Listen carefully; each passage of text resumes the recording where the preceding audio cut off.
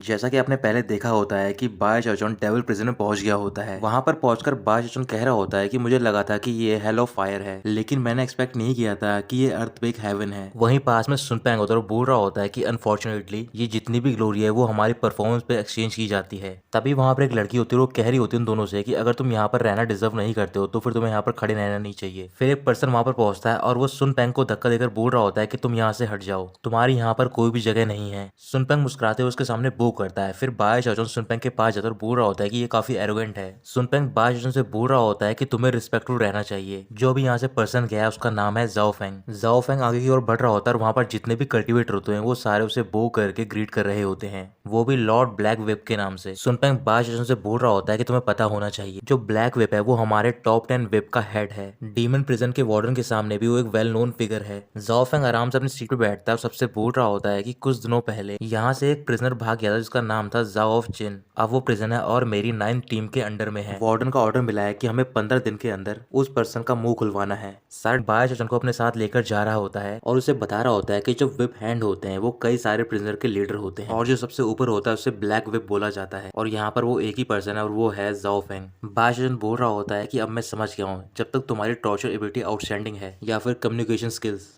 किसी के भी पास चांस है कि वो प्रमोट हो सकता है। फिर सुनपेंग अम्ब्रेला निकालता है क्योंकि आगे ऊपर से पानी बह रहा होता है और वो बायचन को बता रहा होता है कि मैं भी कैप्टन हूँ अपनी स्क्वाड का, लेकिन जो हमारी परफॉर्मेंस है वो कभी इंप्रूव नहीं हुई है। इसी वजह से जो हमारे बेसिक रिपेयर फंड है मैं उसे भी बढ़ा नहीं पा रहा हूँ। बायचन अपने मन में कह रहा होता है कि जो मैंने एनवायरमेंट बाहर देखा था उससे अगर कंपेरिजन करा जाए ये बहुत ही ज्यादा डिफरेंट है। कुछ देर तक चलने के बाद बाय चाचन प्रिजन के अंदर पहुंच जाता है और वो देखता है कि वहां पर चारों तरफ कई सारे कैदी बंद होते हैं। वो सारे शोर मचा रहे होते और कह रहे होते हैं कि सुनपेंग वापस आकर अपने साथ में एक लड़के को भी लेकर आया है। बाय चाचन वो सब देखकर चौंक जाता है और अपने मन में बोल रहा होता है कि मैं रिवर डिफाइंग सेक्ट का मैं यंग एंसेस्टर हूँ, साथ ही मैं पीलिंग आर्मी का लीडर भी हूँ। मैंने आज तक इतने सालों में इतना सारा कष्ट नहीं सहा है। इसके बाद सुनपेंग बाय चाचन को दो और लोगों से मिलाता है जो कि वहां पर काम करते हैं सुनपेंग के साथ। सुनपेंग बाय चाचन से बोल रहा होता है कि मुझे माफ करना, अब से तुम्हें यहाँ की केयर टेक करनी होगी। ये सुनते उन दोनों में से पर्सन बोल रहा होता है कि हमारी 10 स्क्वाड में ऐसा कुछ है जिसकी केयर टेक की जा सके, इसे तो पहले से प्रिपेयर रहना चाहिए सफर करने के लिए। सुनपेंग कह रहा होता है कि मेरे पास उतना स्किल नहीं है लेकिन मुझे खाने को मिल जाता है, इसीलिए मैं गॉड का शुक्रिया करता हूँ और यही मेरे लिए बहुत है। अचानक से बायचन बहुत सारी पिल की बॉटल्स निकालता है और टेबल पे रख देता है। वो दोनों पर्सन पूछ रहे होते हैं कि इतनी सारी पिल किस लिए। बायचन बोल रहा होता है कि यहाँ पर कोई बैकग्राउंड या फिर कनेक्शन काम नहीं करेगा, मैं अपने हाथों से बनाई हुई पिल पर ही रिलाई कर सकता हूँ। फिर वो बॉटल को ओपन करता है और एक एक करके सारी पिल जितने प्रिजनर होते हैं उन सबके प्रिजन में डाल रहा होता है। ये देखकर वो पर्सन कह रहा होता है कि यहाँ पर जितने भी प्रिजनर हैं वो सारे डीमन किंग के लेवल के हैं, ये थोड़ी सी पिल की बॉटल मुझे नहीं लगता है कि ये काम करेंगी। तभी उस बॉटल में से एक पिल प्रिजनर के मुंह में चली जाती है। उसे खाने के बाद वो प्रिजनर अपने कपड़े फाड़ता है और कह रहा होता है कि पहले से ही मेरा कल्टीवेशन गोल्डन एलिजर था, इसकी हेल्प से मैं कल्टीवेशन में प्रमोट कर जाऊंगा। अचानक से वो प्रिजनर अजीब सा फील करने लग जाता है क्योंकि जो पिल उसके मुंह में गई होती है वो होती है एफ्रोडियासिक यानी कि मेंगशॉन पिल। अब एक एक करके सारी पिल ब्लास्ट होती जा रही होती है और जो उनका फॉग होता है वो प्रिजन में फैल रहा होता है। नीचे लोग परेशान होते और बोल रहे होते हैं कि यहाँ पर ये फॉग क्या कर रहा है। बाय चाचन सबसे बोल रहा होता है कि अब शो शुरू होने वाला है। फिर एक प्रिजनर सुनपेंग से बोल रहा होता है कि ये सब क्या है, तुम ये सब क्या कर रहे हो हमारे साथ। मैंगशॉन पिल ने अपना असर दिखाना शुरू कर दिया होता है और जितने भी लोग उसके फॉग को सूंघ रहे होते हैं उनमें सेक्सुअल डिजायर उमड़ती जा रही होती है। वो अपने प्रिजन सेल के अंदर ही अजीब सी हरकतें कर रहे होते हैं और अलग चीजें इमेजिन कर रहे होते हैं। आखिर में वो सारे इतने परेशान हो जाते हैं कि वो सबसे बोल रहे होते हैं कि प्लीज तुम इस टॉर्चर को बंद कर दो, जो भी तुम्हें पूछना बताने को तैयार है। ये सब देखकर सुनपेंग बहुत ज्यादा हैरान होता है और वो बायचन से बोल रहा होता है क्या तुम हमारे सेवियर जिसे कि गॉड ने भेजा है हमारे लिए। बायचन सुनपेंग से बोल रहा होता है कि तुम्हें जिससे भी क्वेश्चन पूछने हैं तुम जाके पूछ सकते हो। अब वो सारे अपने काम पे लग जाते हैं। कुछ दिन बीतने के बाद जो स्क्वाड 9 का लीडर होता है जाओ फेंग, उसके पास एक कल्टीवेटर आता है और उसे बता रहा होता है कि जो 10 टीम यानी कि 10 स्क्वाड है और उसने कम्प्लीटली कम बैक कर लिया है, उनका ग्रेड पॉइंट भी हमारे जितना पहुंचने वाला है 1 महीने में। लॉर्ड जाओ ये सब अच्छा नहीं हो रहा है। अब जो चिन का ऑफेंडर था यानी कि ओल्ड डीमन जाओ वो भी कुछ नहीं बोल रहा है। बहुत ही जल्द जो हमारी परफॉर्मेंस है उसे 10 टीम ओवरटेक कर लेगी। जाओ फेंग गुस्से में बोल रहा होता है कि तुम इतने पैनिक क्यों कर रहे हो, तुम ऐसा करो वहां पर एक ग्रुप को भेज दो प्रिजनर के जो कि बहुत ज्यादा जिद्दी हो। वो पर्सन उसकी बात मान जाता है और वहां पर प्रिजनर को भेज देता है। अगले दिन बायचन प्रिजन में होता है और वहां पर स्पीच दे रहा होता है। वो सबसे बोल रहा होता है कि कोई भी परफेक्ट नहीं होता है लेकिन इंपॉर्टेंट है तुम्हारी मिस्टेक को जाना, उन्हें सही करना। सिर्फ अच्छाई के लिए जो ऑब्जेक्शन है मेरे हार्ट में वो तुम्हारे दिल में भी होना चाहिए, तभी तुम इतनी सारी बुराइयों को अपने दिल से एलिमिनेट कर पाओगे और साथ ही में सफरिंग को भी। धीरे धीरे करके जो 10 टीम के ग्रेड पॉइंट होते हैं वो 9 टीम के बराबर तक पहुंच गए होते हैं। सुनपेंग बहुत ज्यादा गुस्से में होता है और वो अपने कल्टीवेटर से बोल रहा होता है कि तुम वहां पर एक और ग्रुप भेज दो प्रिजनर का। बायचन के स्क्वाड में लगातार प्रिजनर आते जा रहे होते हैं लेकिन वो उन्हें मैंगशॉन पिल के थ्रू आसानी से कंट्रोल कर रहा होता है। कुछ हफ्ते के भीतर 10 स्क्वाड 9 स्क्वाड से आगे निकल जाता है और सुन पेंग और बाई हाओ का नाम हो रहा होता है। फिर एक दिन बाय चचन डीमन प्रिजन से बाहर निकलता और कह रहा होता है कि वाकई में ये डीमन प्रिजन किसी भी पर्सन को एक्सप्लॉइट कर सकती है। मैंने आज आधे दिन के लिए डे ऑफ लिया है और मैं अपनी आधे मंथ की जो परफॉर्मेंस है उसका यूज करने वाला हूँ। लेकिन इस ट्रिप की वजह से ही मैं टेलीपोर्टेशन एरे के बारे में ढूंढ पाया हूँ। भले ही वो जायंट गोस्ट सिटी की टेलीपोर्टेशन एरे मुझे ग्रेट वॉल तक वापस ले जाएगी, लेकिन यहाँ पर सोल सर्चिंग टेक्निक भी है। मेरा मास्क मेरे फेस को चेंज तो कर सकता है, लेकिन ये सोल सर्चिंग टेक्निक को हैंडल नहीं कर सकता है। इस वजह से ये आइडिया काम नहीं करेगा, मुझे कुछ और करना होगा। वहीं पास में जाओशिंग खड़ा होता है। बाय उससे बोल रहा होता है कि तुम्हें मेरे लिए कुछ करना होगा। जाओशिंग गुस्से में कह रहा होता है कि बाय हाओ तुम मुझे बहलाओ मत। तुमने प्रॉमिस किया था कि तुम मेरे ऊपर जो बैन है उससे हटा दोगे जब हम जायंट को सिटी पहुंच जाएंगे। जब तक तुम ये बैन नहीं हटाओगे आगे हमारी कोई भी बातचीत नहीं होगी। उसी टाइम बाय चचन के पास एक मैसेज आता है सुनपेंग का। उस मैसेज में सुनपेंग बता रहा होता है कि यहाँ पर प्रिजन में चीजें अच्छी नहीं चल रही हैं। जाओ फेंग ने ऑर्डर दिया है कि वो तुम्हें किंग प्रिजनर में भेज रहे हैं। सबका कहना है कि वहाँ पर ओल्ड डीमन जाओ शायद वो नेचुरल सोल कल्टीवेशन की इनिशियल स्टेज पर है। वो ओल्ड डीमन जाओ ह्यूमन का फ्लैश खाता है और इविल स्किल की प्रैक्टिस करता है। यहाँ तक कि जो उसका सलाइवा है वो भी पॉइजनस है। ये सुनते ही जाओशिंग कह रहा होता है क्या तुम इंटेरोगेट करने जा रहे हो? मैं इस चीज में बहुत ज्यादा अच्छा हूँ, क्यों ना तुम ऐसा करो कि तुम मुझे अपने साथ लेकर चलो प्रिजन में। बाय चचन उसे इग्नोर करते हुए आगे बढ़ रहा होता है। जाओशिंग से पीछे जाकर बोल रहा होता है कि मैं तुम्हारी हेल्प करूंगा और तुम मेरी हेल्प करना इस बैन को हटाने में। ये डील कितनी अच्छी है हमारे बीच की। बाय चचन रुक नहीं रहा होता है। फिर जाओशिंग चिल्लाकर बोल रहा होता है कि बाय हाओ मैं जाओशिंग जियाओ सिटी से बिलोंग करता हूँ।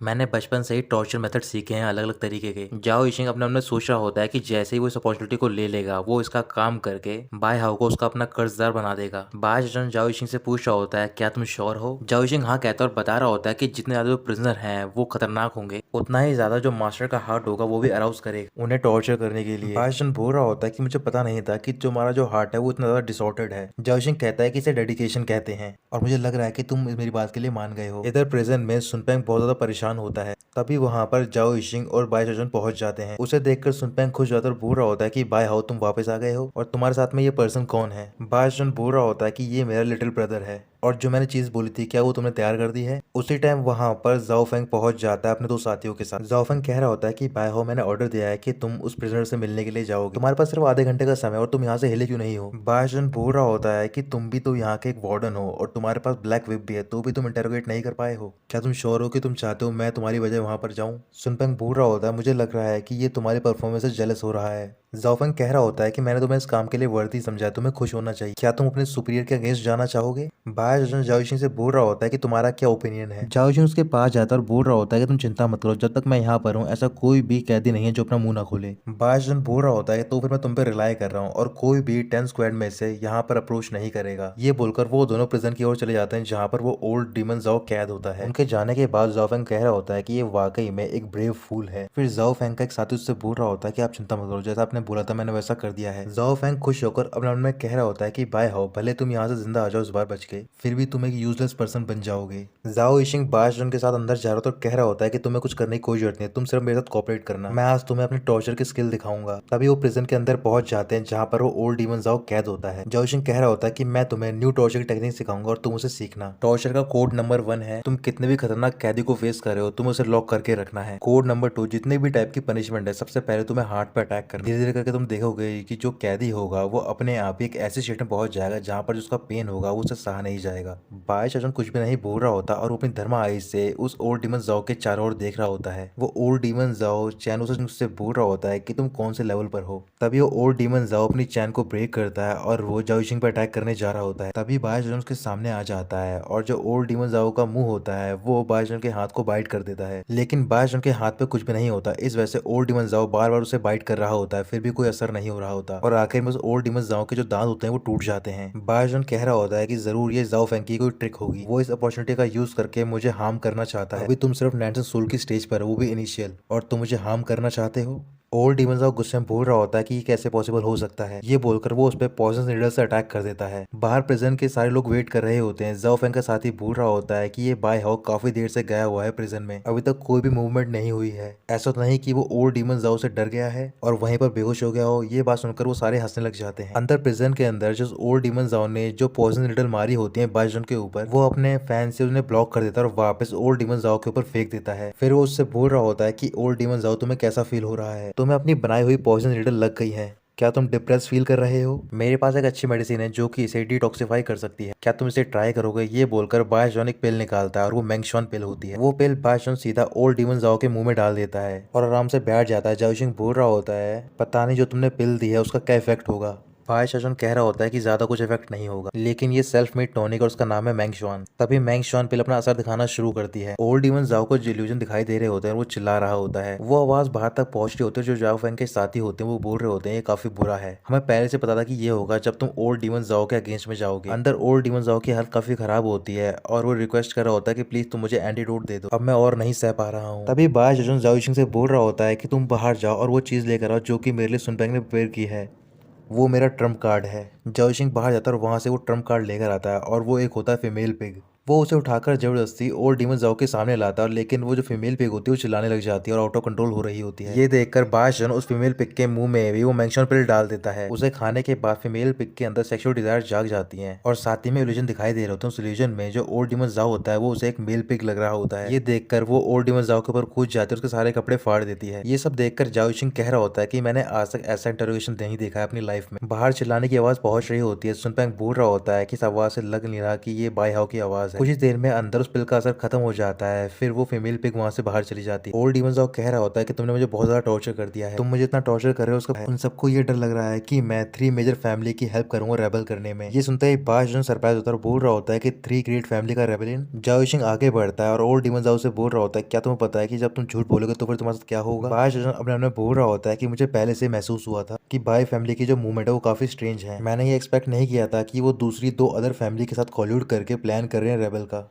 लेकिन अगर जायंट गोस्ट सिटी में हलचल मच जाएगी, मैं तो उस हलचल के बीच में आराम से यहाँ से भाग सकता हूँ। फिर बादशाह ओल्ड डीमन जाओ से बोल रहा होता है उन तीनों फैमिली में एक डेमी गॉड है, तो फिर वो तुम्हारे जैसे नैंसन सोल कल्टिवेटर को क्यों बोलेंगे ज्वाइन करने के लिए। ओल्ड डीमन जाओ कह रहा होता है कि इसका कल्टिवेशन से कोई लेना देना नहीं है। एक बार यहाँ पर अफरा तफरी मच गई तो फिर जायंट गोस्ट सिटी बंद हो जाएगी। उस टाइम पर जो टेलीपोर्टेशन एरे है उसे भी बंद कर दिया जाएगा। तीनों मेजर फैमिली को कोई और रास्ता ढूंढना होगा यहाँ से बाहर निकलने का, और शायद वो उसके लिए प्रिपरेशन कर रहे हैं। बादशाह पूछ रहा होता है क्या तुम्हें पता है कि यहाँ से बाहर निकलने का कोई और रास्ता है। ओल्ड डीमन जाओ मना करता है। फिर बादशाह दोबारा मैंगशॉन पिल निकालता है और जाओशिंग से बोल रहा होता है लगता है कि तुमने अभी तक इसकी और पावर नहीं देखी है, मैं तुम्हें और भी पावर दिखा सकता हूँ इस पिल की। जाओशिंग कह रहा होता है कि इसके और भी कोई बेनिफिट है इसके अलावा। बादशाह बोल रहा होता है कि तुम खाने के बारे में भूल जाओगे और तुम्हें भूख भी नहीं लगेगी और शायद तुम अपने आप को कंट्रोल भी ना कर पाओ। ओल्ड डीमन जाओ अपना मुंह पिल की और दूर पहुंचा सकती है सिटी से। बादशाह रुककर पूछ रहा होता है कि वो एरे कहाँ पर है। ओल्ड डीमन जाओ बोल रहा होता है कि मुझे नहीं पता वो ग्रेट एरे कौन सी है। तभी बादशाह उस ओल्ड डीमन जाओ के मुंह पर एक ब्रश फेंकता है और उससे बोल रहा होता है कि तुम मेरे लिए उस एरे को ड्रॉ करो। ओल्ड डीमन जाओ के सामने पेपर पड़ा होता है। फिर वो उस ब्रश के थ्रू उस एरे को पेंट कर रहा होता है। बादशाह जाओशिंग से बोल रहा होता है कि तुम्हें आज से मेरे लिए इस फॉर्मेशन को ढूंढना होगा सिटी में कैसे भी करके, और साथ ही में शायद मुझे और भी इविल स्पिरिट का रिजर्व रखना होगा, पता नहीं आगे क्या हो जाए। जाओशिंग बोल रहा होता है कि जब ये कंप्लीट हो जाएगा तो फिर तुम्हें मेरा बैन अनलॉक करना होगा। बादशाह हाँ कहता है। तभी ओल्ड डीमन जाओ उस पेंटिंग को पूरा कर देता है। फिर बादशाह उस पेंटिंग को लेता है और जाओशिंग को दे देता है और वहां से जा रहा होता है। और साथ ही में ओल्ड डीमन जाओ से कह रहा होता है कोई भी अगर तुम्हें इस फॉर्मेशन के बारे में पूछेगा तो फिर तुम इसे रिवील नहीं कर सकते हो। ये बोलने के बाद वो उसके सामने मैंगशॉन बिल फेंकता है और वहां से चला जाता है। प्रिजन के बाहर सारे लोग वेट कर रहे होते हैं। तभी प्रिजन का डोर ओपन हो रहा होता है। डिसाइपल कह रहे होते हैं हमें नहीं पता कि अंदर क्या हुआ है। डोर के ओपन होते ही बाय हाउ यानी कि बादशाह बाहर निकलता है। सारे लोग शौक में और बोल रहे होते हैं कि ये बिल्कुल ठीक है।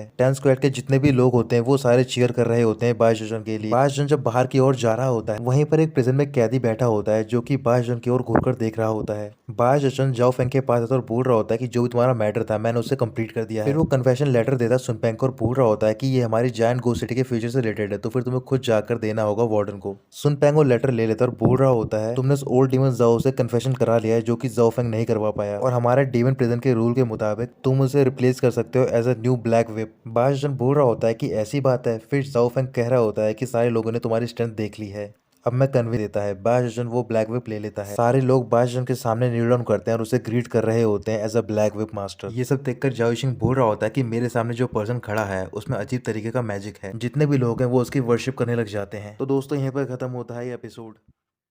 डीमन प्रिजन में सबकी हालत बहुत ज्यादा खराब हो गई होती है गर्मी की वजह से, क्योंकि बाय चाचन वहां पर फायर रिफाइन कर रहा होता है। बाहर जो गार्ड होते हैं वो बोल रहे होते हैं कि इतना टाइम हो गया, ये कौन सा टॉर्चर रिसर्च कर रहा है। बाय चाचन रूम के अंदर फायर रिफाइन कर रहा होता है और कह रहा होता है कि बहुत जल्द शायद ये 3 फैमिली का जो रेवलेंट है वो स्टार्ट हो जाएगा, और मुझे ये भी डर है कि जो बाय फैमिली के एंसेस्टर है वो आएंगे मेरी बॉडी को लेने के लिए किसी भी टाइम पर। इस वजह से मुझे अपनी फायर कन्वर्शन कैपेबिलिटी को और ज्यादा इंप्रूव करना होगा। यही एक तरीका है जिसकी वजह से मैं इस केओस से बाहर निकल सकूं। बाहर सुनपेंग की हालत काफी खराब होती है और वो बोल रहा होता है कि जब से सिटी लॉर्ड इस ब्लैक साइड के अंदर गए हैं, वो फायर रिफाइन करने के लिए सेक्लूजन में चले गए हैं। उन्होंने ट्रायल हम पे छोड़ दिया, इसका मतलब कि वो हम पे ट्रस्ट करते हैं। तो फिर लॉर्ड ब्लैक विप, आप अपने आप को इन छोटी बातों से डिस्टर्ब मत करना। कुछ देर बाद बायशोचन सोल की हेल्प से फायर को रिफाइन कर लेता और कह रहा होता है कि जो बायहाओ के नोट्स थे वो काम आए हैं। मैंने इतनी आसानी से 13 कलर की फायर को रिफाइन कर लिया। फायर रिफाइन हो जाने के बाद वो अपने कपड़े पहनता और बाहर जाता है। बाहर जाते हुए देखता है कि वहां पर जितने भी गार्ड और डिसाइपल होते हैं उनकी हालत खराब होती है गर्मी की वजह से। फिर बायशोचन सबसे पूछ रहा होता है क्या सारे लोग ठीक हैं? कुछ देर के लिए मैं बाहर जा रहा हूँ।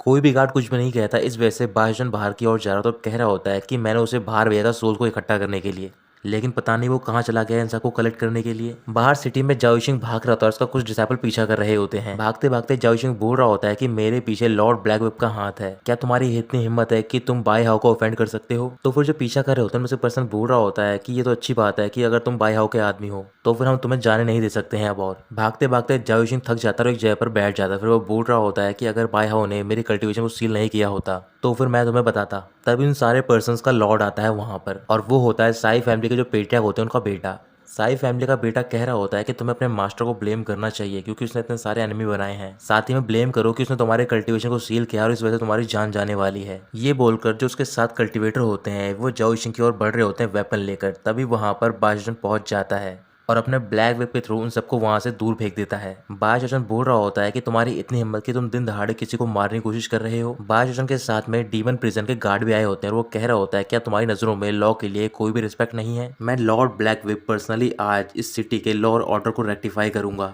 बायशोचन को देखते ही वो सारे लोग बोल रहे होते हैं कि यही है वो बाय हाउ जो कि बाय फैमिली का रेवलेस बेटा है। अब ये पर्सन फेमस हो गया और उसे डीमन प्रिजन में famous white king of hell से बुलाया जाता है। जाओशिंग भागकर बायशोचन के पास जाता और बोल रहा होता है कि बाय हाउ तुम यहाँ पर आ गए हो आखिरकार। तुम्हें पता है कि मैं तुम्हारे लिए चीजें खरीद रहा था जो तुमने मुझसे बोली थी। फिर ये दिन दहाड़े वहां पर आया और मुझसे चोरी करने की कोशिश की। उसी टाइम वहां पर एक लड़की पहुंच जाती है और बोल रही होती है कि लिटिल हैंडसम गाय, मैं तुम्हें ये नहीं बेचती अगर तुम मेरी सिस्टर नहीं होती तो, लेकिन हम अफोर्ड नहीं कर सकते हैं कि हम साई फैमिली को ऑफेंड करें। हम दोनों की फ्रेंडशिप हमेशा मेरे दिल में रहेगी। बायशोचन जाओशिंग से बोल रहा होता है कहीं तुमने अपने आप को बेच तो नहीं दिया है? जाओशिंग चिल्लाकर कह रहा होता है कि ये सब मैं तुम्हारे लिए कर रहा हूँ। फिर वो उसे बता रहा होता है करीबन 3 दिन से मैं तुम्हारे लिए सारी चीजें ढूंढ रहा हूँ। इतना बड़ा गोस्ट टाउन है, मैं यहाँ पर हाफ सोल को भी नहीं खरीद पा रहा था। सातों फैमिली डोमिनेटिंग मैनर में एक्ट कर रही थी और शायद वो अंडरवर्ल्ड के हायर को रिस्ट्रिक्ट कर रही हैं। जिधर से ही पास हो रहा था वो सारे गेट बंद करते जा रहे थे, लेकिन आखिर में ये लेडी मिली। इन्होंने मुझसे कहा कि हमारे पास वो चीजें तो हैं लेकिन प्रॉब्लम ये है कि ये मुझे बेचेंगी नहीं। तभी मैंने फेमिनाइन बनने का एक्ट किया। जाओशिंग थोड़े अपने कपड़े खोलता है और एक्ट करते हुए बोल रहा होता है कि मुझे सोल की जरूरत है रिफाइन करने के लिए। तो फिर सिस्टर क्या आप मुझे 1 या 2 बॉक्सेस नहीं बेच सकती हो? तब वो लेडी मानने के लिए तैयार हो जाती है। जाओशिंग बोल रहा होता है कि आखिरकार मैंने अपने लुक के बेस पे ये डील हासिल कर ली। लेकिन उसी टाइम इन लोगों ने मुझ पर अटैक किया और मुझसे ये सारी चीजें चुरा ली। मैं सिर्फ अपने हैंडसम फेस पर रिलाई कर रहा था खाने के लिए और इन्होंने मेरे फेस पे ही किक किया।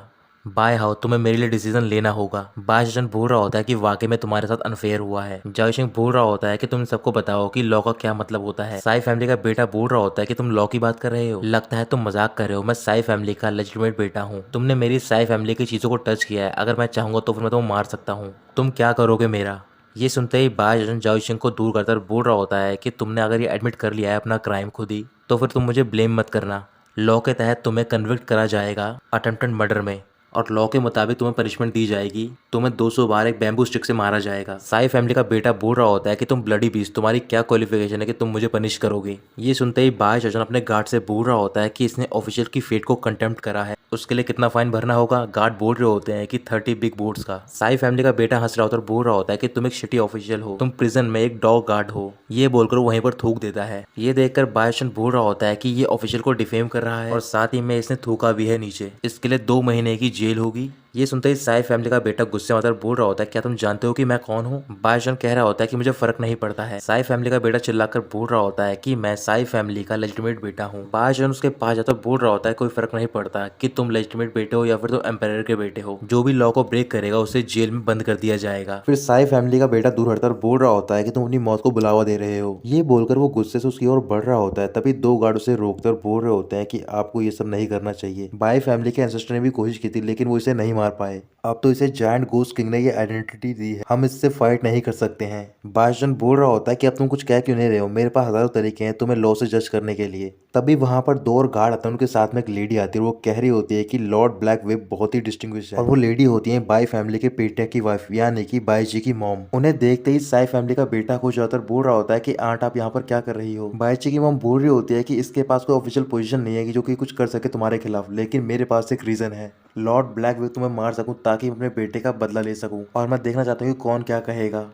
बायजन बोल रहा होता है लगता है कि आज का दिन अच्छे से नहीं बीतेगा, तुम में से कोई भी इन्वॉल्व नहीं होगा। ये बोलकर वो आगे जा रहा होता है। सुनपेंग कह रहा होता है कि आपको ये नहीं करना चाहिए, तभी जाओशिंग उसे रोकता है और बोल रहा होता है कि अगर वो चाहेगा तो फिर हम सबको इन्वॉल्व कर सकता है। फिर जो साई फैमिली के गार्ड होते हैं वो सारे बायजन को चारों ओर से घेर लेते हैं। तभी बायजन अपनी रिफाइन की फायर को बाहर निकालता है, उसे देखकर लोग बोल रहे होते हैं कि ये तो रॉयल सोल रिफाइनिंग है, ये 13 कलर फायर है जिसे कि एक मास्टर ही रिफाइन कर सकता है। यहाँ तक कि जो जायंट गोस्ट किंग है वो भी शायद अपने हिसाब से इसे डिस्पोज नहीं कर सकते हैं। ये देखकर बायजी की मॉम गुस्से में आते और बोल रही होती है कि ये सारी चीजें मेरे बेटे और मुझे बिलोंग करनी चाहिए। फिर वो अपने दोनों गार्ड को ऑर्डर देती है कि वो इसे मार दे। ऑर्डर सुनते ही वो दोनों गार्ड बायजन पे हमला करने जा रहे होते हैं। बायजन बोल रहा होता है कि साई फैमिली ने लॉ को इग्नोर किया, इस वजह से मैं एज अ ब्लैक वे अपनी ड्यूटी को फुलफिल कर रहा हूँ और मैं तुम सबको पनिश करूंगा। ये बोलकर वो भी अटैक करने जा रहा होता है। तभी वहां पर साई फैमिली के पेट्रियार्क पहुंच जाते हैं। साई फैमिली के सारे गार्ड पेट्रियार्क को ग्रीट करते हैं। पेट्रियार्क बायजन की ओर देखकर अपने उन्हें बोल रहे होते हैं कि इस बाय हाउ ने 13 कलर फायर को रिफाइन कर लिया है। उस 12 कलर फायर ने इतनी तबाही मचाई थी बाई फैमिली के सिटी में, अगर इसने यहाँ पर कुछ कर दिया तो मुझे डर है कि मैं शायद इस मैच से बाहर ना निकल पाऊँ। ये काफी क्रिटिकल पीरियड है, इस वजह से मुझे ज्यादा कुछ नहीं करना चाहिए। फिर पेट्रियार्क सबको ऑर्डर देते हैं कि वो सारे वापस घर लौट जाएं। ये बोलकर वो सारे वहां से जा रहे होते हैं, लेकिन जो उनका बेटा होता है वो यहीं पर खड़ा होता है और वो अपने फादर से कह रहा होता है कि ये बाय हाउ हमारी फैमिली को सीरियसली नहीं ले रहा और इसने हमारी डिग्निटी को चैलेंज भी किया है। क्या कोई रीजन है कि हम इसे ऐसे ही जाने दें? पेट्रियार्क गुस्से में अपने बेटे से बोलते हैं कि अब बहुत हो गया और उसे कहते हैं कि तुम वापस आ जाओ। वो उनकी बात सुनता और वहां से वापस चला जाता है। बायची की मॉम भी गुस्से से बायजन की ओर देख रही होती है और वो भी वहां से चली जाती हैं। उन सबके जाने के बाद जाओ यूशिंग बायजन के पास जाता और बोल रहा होता है क्या तुम उन सबको ऐसे ही जाने दोगे? उन सबकी सोल तुम्हारे हाथों में ही है अभी भी। बायजन कह रहा होता है कि मैं साई फैमिली के बेस में जाने वाला हूँ, इन सब ने मेरी चीजें चुराई हैं, इस वजह से इन सबको 1000 गुना पे करना पड़ेगा।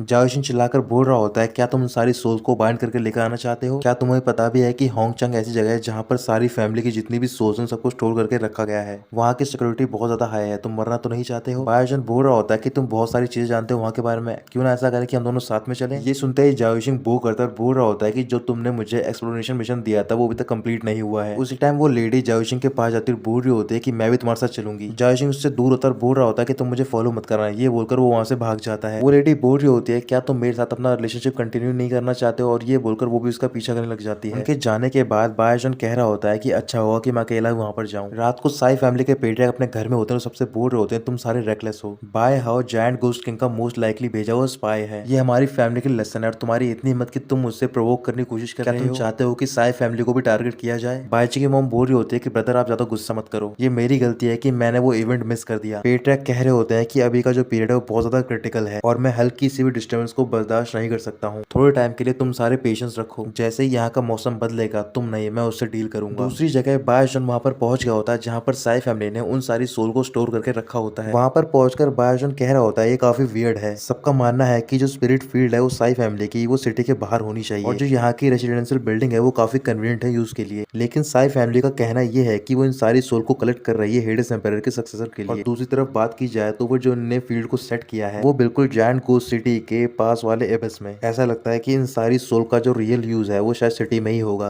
कहीं ये सारी चीजें रेवेलन से रिलेटेड तो नहीं है? इधर पेट्रियार्क के घर में बायची बोल रही होती है कि मैं सिटी गई थी और वहां से तुम्हारे लिए कुछ लेकर आई हूँ, ये एंसेस्टर ने तुम्हारी रेलिक भेजा है। फिर वो बॉक्स ओपन करती है और पेट्रियार्क को दिखा रही होती है। उसे देखकर पेट्रियार्क खुश होकर बोल रहे होता है कि आखिरकार 9 नेदर किंग हमारी हेल्प कर रहे हैं, अब क्या चिंता है हमें, हम इन सारी ग्रेट चीजों को अकम्प्लिश कर लेंगे। ये बोलकर वो अपने बेटे को ऑर्डर देता है कि वो भी सोल फील्ड में जाए और वो उसका ऑर्डर मान लेता है। इधर बायजन उस फील्ड के अंदर पहुंच गया तो देखता है कि वहां पर बहुत सारे टावर होते हैं जिनके अंदर वो सारी सोल स्टोर करके रखी गई होती है। बायजन सबको देखकर बोल रहा है अपने कुछ गार्ड्स के साथ। उन्हें देखकर बायजन एक जगह पर छुप जाता है। फिर वो आगे बढ़ता है, वो भी एक पैगोडा निकालता है और उसके निकलते ही वहां पर जो भी सोल होती है वो सारी पैगोडा के अंदर जा रही होती है। ये देखकर गार्ड कह रहे होते हैं कि इतनी सारी सोल आ कहां से रही? बेटा बोल रहा होता है कि जो चीजें पूछी नहीं जाती तुम्हें पूछनी नहीं चाहिए। अचानक से बायजन के पास में एक स्पेशल हैंड आता है और वो अपनी फिंगर को स्नैप करता है और जो उसके हाथ में पैगोडा होता है वो अपने आप रिएक्ट करने लग जाता है और जितनी भी सोल होती है वो सारी उसकी ओर जाने लग जाती है। बायजन बोल रहा होता है कि ये सब सब क्या हो गया और ये अभी क्यों स्टार्ट हो रहा है। साई फैमिली के बेटे के पैगोडों में जो सोल जारी होती हैं वो भी अब बायोजन की ओर जाने लग जाती हैं। ये देखकर गार्ड बोल रहे होते हैं कि सोल का नंबर तो इंक्रीज होना चाहिए लेकिन ये डिक्रीज क्यों हो रहा है। साई फैमिली का बेटा बोल रहा होता है कि कोई मेरी सोल को चुरा रहा है। फिर वो सारे गार्ड उन सारी सोल का पीछा करते हैं। बायोजन अपने हाथ में वो पैगोडा लेकर भाग रहा होता है और कह रहा होता है कि तुम मुझे मरवा दोगे, इसे कैसे रोका जाए। वो सारे गार्ड मिलकर बायोजन पर अटैक करते हैं लेकिन बायोजन उनसे बच जाता है और ऊपर जाकर एक पहाड़ी पे बैठ जाता है। साई फैमिली का बेटा गुस्से में बोल रहा होता है कि वो सारी सोल कहाँ पर, वो पर्सन कहाँ पर है जिसने ये चुराई है। बायोजन बड़े आराम से ऊपर बैठा और बोल रहा होता है कि वो सारी सोल इस मेरे हाथ में चली गई है। ये बोलकर वो ऊपर की ओर जा रहा था ताकि वो वहां से बाहर निकल सके। सारे गार्ड देखकर उस पर अटैक करने लग जाते। अचानक से दोबारा से वो स्पिरिचुअल हैंड आता है और अपनी फिंगर को स्नैप करता है। बायोजन नीचे की ओर गिर रहा होता है और बोल रहा होता है कि यहाँ पर ये चीज इनफेक्टिव कैसे हो गई है। फिर बायोजन अपने आप को संभालता है और अपनी सेलेस्टियल बॉडी का यूज करता है उन सबसे फाइट करने की। साई फैमिली का बेटा बायोजन को देखकर बोल रहा होता है कि बाय हाउ, मैं तुम्हें दिन में नहीं मार पाया था लेकिन अब तुम खुद यहाँ पर आ गए हो मरने के लिए। ये बोलकर वो बायोजन से फाइट करने लग जाता है। वो दोनों लगातार कॉम्बैट फाइट कर रहे होते हैं। फिर बायोजन उसका हाथ पकड़ता है और एक दीवार की ओर फेंक देता है। साई फैमिली का बेटा अपने आप को उस दीवार से निकालता है और दोबारा बायोजन से फाइट करने लग जाता है। इस बार बायोजन उसके फेस पे स्लैप मारता है और आखिर में वो दोनों अपने पाम से अटैक करते हैं एक दूसरे पे। साथ ही में वो अपने फ्रिजिड इनकांटेशन का यूज करता है जिस वजह से साई फैमिली के बेटे को पीछे हटना पड़ता है। ये देखकर साई फैमिली का बेटा बहुत ज्यादा गुस्से में आता है और वो वहां पर एक स्पेशल क्रो को समन कर लेता है जो कि बहुत बड़ा होता है। बायोजन भी अपनी अशुरा बॉडी को समन करता है उस क्रो से फाइट करने के लिए। फिर अशुरा बॉडी उस क्रो को जकड़ लेती है और आखिर में उसके विंग्स पकड़कर उसे बीच में से चीर देता है। साई फैमिली के बेटे की हालत काफी खराब होती है और जमीन पे गिर के उसके मुंह से ब्लड निकलने लग जाता है। बायोजन वहां से जा रहा होता है तभी वहां पर पेट्रियाक पहुंच जाता है। वो अपने बेटे को देखकर काफी गुस्से में आता है और बोल रहा होता है कि तुमने मेरे बेटे को हर्ट करने की कोशिश की है और तुम्हें अपनी लाइफ को सैक्रिफाइस करना होगा। ये बोलकर वो उसकी ओर अटैक करने के लिए बढ़ रहा होता है। तभी बायोजन उसके बेटे को अपने कब्जे में ले लेता है और अपनी 13 कलर फायर निकाल लेता है और कह रहा होता है कि अगर तुम्हारे पास एबिलिटी है मुझे मारने की तो फिर तुम ट्राई कर सकते हो। अगर तुमने एक कदम भी आगे बढ़ा है तो फिर तुम्हारे बेटे के साथ क्या होगा वो तुम्हें पता है। रुक जाता है और बोल रहा होता है ये तो 13 कलर फायर है। बायोजन बोल रहा होता है कि अगर तुम अपने बेटे को बचाना चाहते हो तो फिर तुम मुझे रास्ता दो यहाँ से जाने का। अचानक से दोबारा वो स्पेशल हैंड वहां पर आता है, अपने फिंगर को स्नैप करता है। तभी जो 13 कलर फायर होती है वो अनस्टेबल हो जाती है और चारों ओर फैल रही होती है। बायोजन बोल रहा होता है कि यहाँ पर कुछ चीज तो है। उस फायर की वजह से वहां पर अलग अलग जगह ब्लास्ट हो रहे होते हैं। बायोजन बोल रहा होता है कि अब मैं तुम्हारे साथ नहीं खेलना चाहता और ये बोलकर वो वहां से जा रहा होता है। पेट्रियाक भी उसका पीछा कर रहे तो बोल रहे होते हैं कि तुम यहाँ से भागो मत। ये बोलकर वो अपने स्पेशल रो को समन करते हैं और वो बहुत ज्यादा बड़ा होता है। वो लगातार बायोजन पर अटैक कर रहा होता है और बायोजन से बच रहा होता है। फिर वो आखिर में अपनी 13 कलर फायर का यूज करता है उसे बर्न करने के लिए, लेकिन जलने के बजाय वो क्रो छोटे छोटे क्रो में डिवाइड हो जाता है। बायोजन उन सबके अटैक से बचता है और वहां से बाहर निकल जाता है और कुछ ही देर में वो डीमन प्रिजन के पास पहुंचने वाला होता है और कह रहा होता है कि अगर तुम्हारी हिम्मत है तो फिर तुम यहाँ पर आओ। बायोजन डीमन प्रिजन में एंटर कर जाता है और वहां पर एक बहुत ही बड़ी शील्ड होती है जिस वजह से जो क्रो होते हैं वो डिस्ट्रॉय हो जाते हैं। पेट्रियाक भी वहां पर पहुंच गया और बोल रहे होते हैं कि बाय हाउ तुमने बहुत ज्यादा कर दिया है आज। तुम ऐसा मत सोचना कि अगर तुम डीमन प्रिजन के अंदर छुपोगे तो फिर मैं कुछ भी नहीं कर सकता हूँ। बायोजन बोल रहा होता है क्या तुम सिर्फ बातें ही करते रहोगे या फिर कुछ एक्शन भी करोगे? अगर तुम प्रिजन को डिस्ट्रॉय करना चाहते हो तो फिर तुम आ सकते हो अंदर। पेट्रियाक गुस्से में आता है और बोल रहे होता है कि मैं तुम्हें आज मार कर ही रहूंगा। किसी तरीके से वो अपना हाथ शील्ड के थ्रू कर लेते हैं और बायोजन को बाहर निकाल देते हैं शील्ड से। उसी टाइम वहां पर लॉर्ड वुचांग पहुंच जाते हैं और बोल रहे होते हैं कि ये सब बंद करो, इतनी रात को इस सिटी में ये सब तहलका क्यों मचा रखा है तुम दोनों ने। बायोजन लॉर्ड वुचांग को देखते ही जो पेट्रियाक का हाथ होता है अपने गले पे रख लेता है और ऐसा प्रिटेंड कर रहा होता है कि वो उसका गला घोट रहे हैं। फिर वो गिरने की एक्टिंग करता है और लॉर्ड वुचांग से बोल रहा होता है कि साई फैमिली रेबल करना चाहती है, मुझे ये पता लग गया है, इस वजह से ये मुझे मारकर साइलेंस करना चाहते हैं। पेट्रियाक घबराया था और बोल रहे होते हैं कि ये हमारी फैमिली पे झूठे इल्जाम लगा रहा है, हम तो हमेशा से ही जायंट गोस्ट किंग के लिए लॉयल रहे हैं। ये जाहिर सी बात है कि हमारी साई फैमिली से नफरत करता है, सिर्फ मुझे नुकसान नहीं पहुंचाया, यहाँ तक कि इसने मेरे बेटे को भी हर्ट करा है। लॉर्ड वुचांग गुस्से में आते हैं और पेट्रियाक को अपने ऑरा से दबाते हैं और कह रहे होते हैं कि ये प्रिंस की सेफ्टी की बात है, इसे ऐसे इग्नोर नहीं किया जा सकता है और बाय हाउ तुम साई फैमिली के पेट्रियाक को ले आ सकते हो डीमन प्रिजन में इंटरोगेशन के लिए। ये बोलकर बायोजन खुश होकर बोल रहा होता है थैंक यू, आपने मेरी बात को समझा। फिर लॉर्ड वुचांग बोल रहे होते हैं लेकिन बाय हाउ ने चोरी की है मेंशन में, साथ ही में उसके बेटे को भी इंजर्ड किया है, इस वजह से तुम्हें भी जेल में डाला जा रहा है। इसके बाद उन दोनों को जेल में डाल दिया जाता है। बायोजन बोल रहा होता है कि मुझे क्यों डाला जा रहा है जेल में। तो दोस्तों यहीं पर खत्म होता है ये एपिसोड। वुचांग सिटी के बाहर गए होते हैं कुछ इन्वेस्टिगेट करने के लिए और उन्हें एक जगह पर एक अजीब सा रिएक्शन दिखाई देता है। दूसरी ओर डीमन प्रिजन में बायोजन की चिल्लाने की आवाज आ रही होती है। वो बोल रहा होता है कि मुझे यहाँ से बाहर निकालो, मैं अब यहाँ पर नहीं और रुकना चाहता हूँ, अब मैं और नहीं सह सकता हूँ। साथ ही में हंटर की आवाज आ रही होती है और ऐसा लग रहा होता है कि कोई बायोजन को हंटर से पीट रहा होता है। ये सारी आवाज सुनने के बाद जो जाओ लामा होता है वो बहुत ज्यादा खुश होता है और बोल रहा होता है कि मैंने एक्सपेक्ट नहीं किया था बाय हाउ तुम्हारा भी ऐसा दिन आएगा। जिस सेल में बायोजन होता है वहां से लगातार चिल्लाने की आवाज आ रही होती है और उस सेल के अंदर एक गार्ड होता है जो कि लगातार हंटर से वार कर रहा होता है, लेकिन रियलिटी में बायोजन आराम से अपने बेड पर बैठा होता है, फूड खा रहा होता है और इसके साथ साथ वो चिल्लाने की आवाज निकाल रहा होता है। ताकि बाहर किसी को शक ना हो कि उसे प्रिजन के अंदर एक वीआईपी ट्रीटमेंट मिल रहा है। कुछ ही देर बाद उस सेल में सुनपेंग पहुंच जाता है और वो गार्ड से बोल रहा होता है कि अब तुम यहाँ से जा सकते हो। गार्ड के चले जाने के बाद बाय चौचन अपने मन में बोल रहा होता है जायंट गोस्ट किंग एक डेमी गॉड है, फिर भी उसने उन चोरों को नहीं पकड़ा है और ना ही कोई एक्शन लिया उनके खिलाफ, सिर्फ मुझे यहाँ पर लॉक कर दिया है उसने। शायद जो सोल फीड में अजीब से साउंड आए थे मेरे पास और जो भी कंटिन्यूस एक्सीडेंट हो रहे थे, मुझे ऐसा लगता है कि इन सबके पीछे उसी का हाथ है। सुनपेंग बायचुन के पास जाकर बोल रहा होता है कि भले तुम्हें यहाँ पर प्रिंस ने लॉक कर दिया है, लेकिन तुम्हारे पास अथॉरिटी है कि तुम साई फैमिली के रेबेलियन को इन्वेस्टिगेट कर सकते हो। ये तुम्हारे लिए अच्छी अपॉर्चुनिटी है और तुम चिंता मत करो, तुम्हारे कल्टीवेशन को सील नहीं किया गया है। तुम डीमन प्रिजन में जब चाहे आए और जहरा होता है। मुझे डर है कि जैसे ही मैं ट्रायल को स्टार्ट करूंगा, कुछ टाइम बाद तीनों फैमिलियां उतावली होंगी अपने रेवलियन स्टार्ट करने में। वैसे भी बहुत जल्द यहाँ का मौसम चेंज होने वाला है। अगले दिन जायंट गोस्ट किंग अपने पैलेस में होता है, फिर उसके पास लॉर्ड वुचांग पहुंच जाता है और वो बता रहे होते हैं कि साई फैमिली सिटी से बाहर चली गई अपने घर पे और जो साई में है वो अपनी फैमिली छोड़कर चैन फैमिली के लिए रवाना हो गया है। फिर giant ghost king Lord Wuchang से पूछ रहा होता है क्या तुमने बाय हाउ का जो कन्फेशन है उसे सुना है या फिर उसे देखा है। वुचांग मना करता है। फिर किंग बोल रहा होता है कि तुम यिन मिंग गोंग, तुम दोनों मेरे राइट हैंड मैन हो, जो भी बाय हाउ जानता है उसके बारे में तुम्हें पता होना चाहिए। अभी तीनों मेजर फैमिली की जो इंटेंशन है वो यूनिफाई है, जो भी वो प्लान बना रहे हैं उसके जरिए वो मेरे कल्टीवेशन का पता लगाना चाहते हैं और मेरी एग्जिस्टेंस का। वैसे भी अब डीके पीरियड स्टार्ट हो गया और मुझे बहुत सारे अमाउंट की सोल्स चाहिए। सबसे इंपॉर्टेंट चीज ये है कि उन्हें पता है इस बारे में और उन्हें ये भी पता है कि मैं इतनी जल्दी एक्शन नहीं लूंगा। डीके पीरियड आने की वजह से मेरे कल्टीवेशन में लिमिटेशन आ गई है। तुम और मैं, हम दोनों कई सालों से मास्टर और सर्वेंट हैं।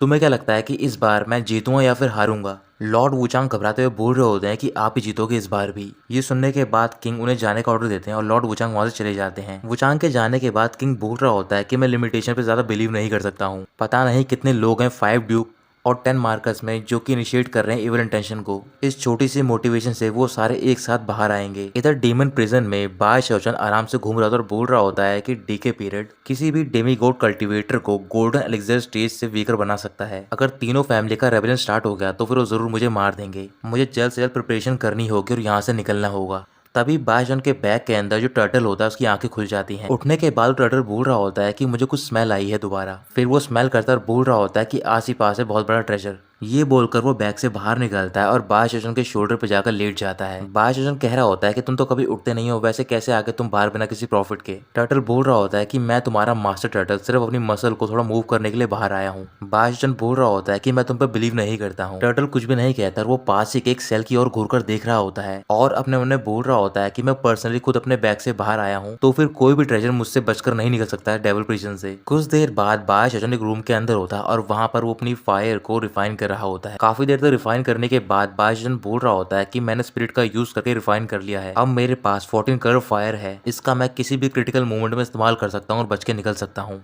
तभी बायशोजन के टोकन पे मैसेज आता है जाओ यिशिंग का। जाओ यिशिंग बता रहा होता है कि रेबेलियन स्टार्ट हो गया है। तीनों फैमिली ने एक साथ मिलकर सिटी पर अटैक कर दिया है, लेकिन जायंट गोस्ट किंग ने सबके साथ चीटिंग की है। उसने डीके पीरियड को एज अ बेट यूज किया शुरुआत से ही, ताकि तीनों मेजर फैमिली और यिन मिंग गोंग एक्शन लें। यहाँ तक कि जो 9 नेदर किंग थे, कई सालों से ऑब्जर्व कर रहे थे, वो भी वहां पर आए। उन सबने मिलकर जायंट गोस्ट किंग पे अटैक किया और उनका मास्क निकल गया। और मास्क निकलने के बाद पता चला कि वो कोई जायंट गोस्ट किंग नहीं था, बल्कि रॉयल सिटी के अंदर एक क्लोन था। डीके पीरियड 10 दिनों के बाद खत्म होने वाला है। इस वजह से तीनों फैमिली मिलकर रियल जायंट गोस्ट की बॉडी को ढूंढ रही है। अब मैं भी यहाँ से जल्द से सिटी से बाहर निकल रहा हूँ अपनी जान बचाने के लिए। ये मैसेज सुनने के बाद बायशोजन बोल रहा होता है कि जायंट गोस्ट किंग, अब मैं तुम्हारे गेम में और साथ नहीं दूंगा तुम्हारा। ये बोलकर वो बाहर जा रहा होता है और जैसे वो डोर ओपन करता है तभी सामने वो टर्टल खड़ा होता है। टर्टल बोल रहा होता है कि तुम चिंता मत करो। बायशोजन पूछता है कि तुम क्या कह रहे हो। टर्टल कहता है कि मेरे पास एक डील है तुम्हारे लिए, क्या तुम उसे करना चाहोगे। बायशोजन बोल रहा होता है कि मैं कोई भी डील नहीं करना चाहता हूँ और तुम मेरा टाइम वेस्ट मत करो। ये बोलकर वो भागकर बाहर जा रहा होता है। टर्टल भागकर बायशोजन के पीछे जाता है और बोल रहा होता है कि तुम मेरी बात सुनो, जिस गोल्डन सोल को तुम कई सालों से ढूंढ रहे थे वो इसी डीमन प्रिजन में है,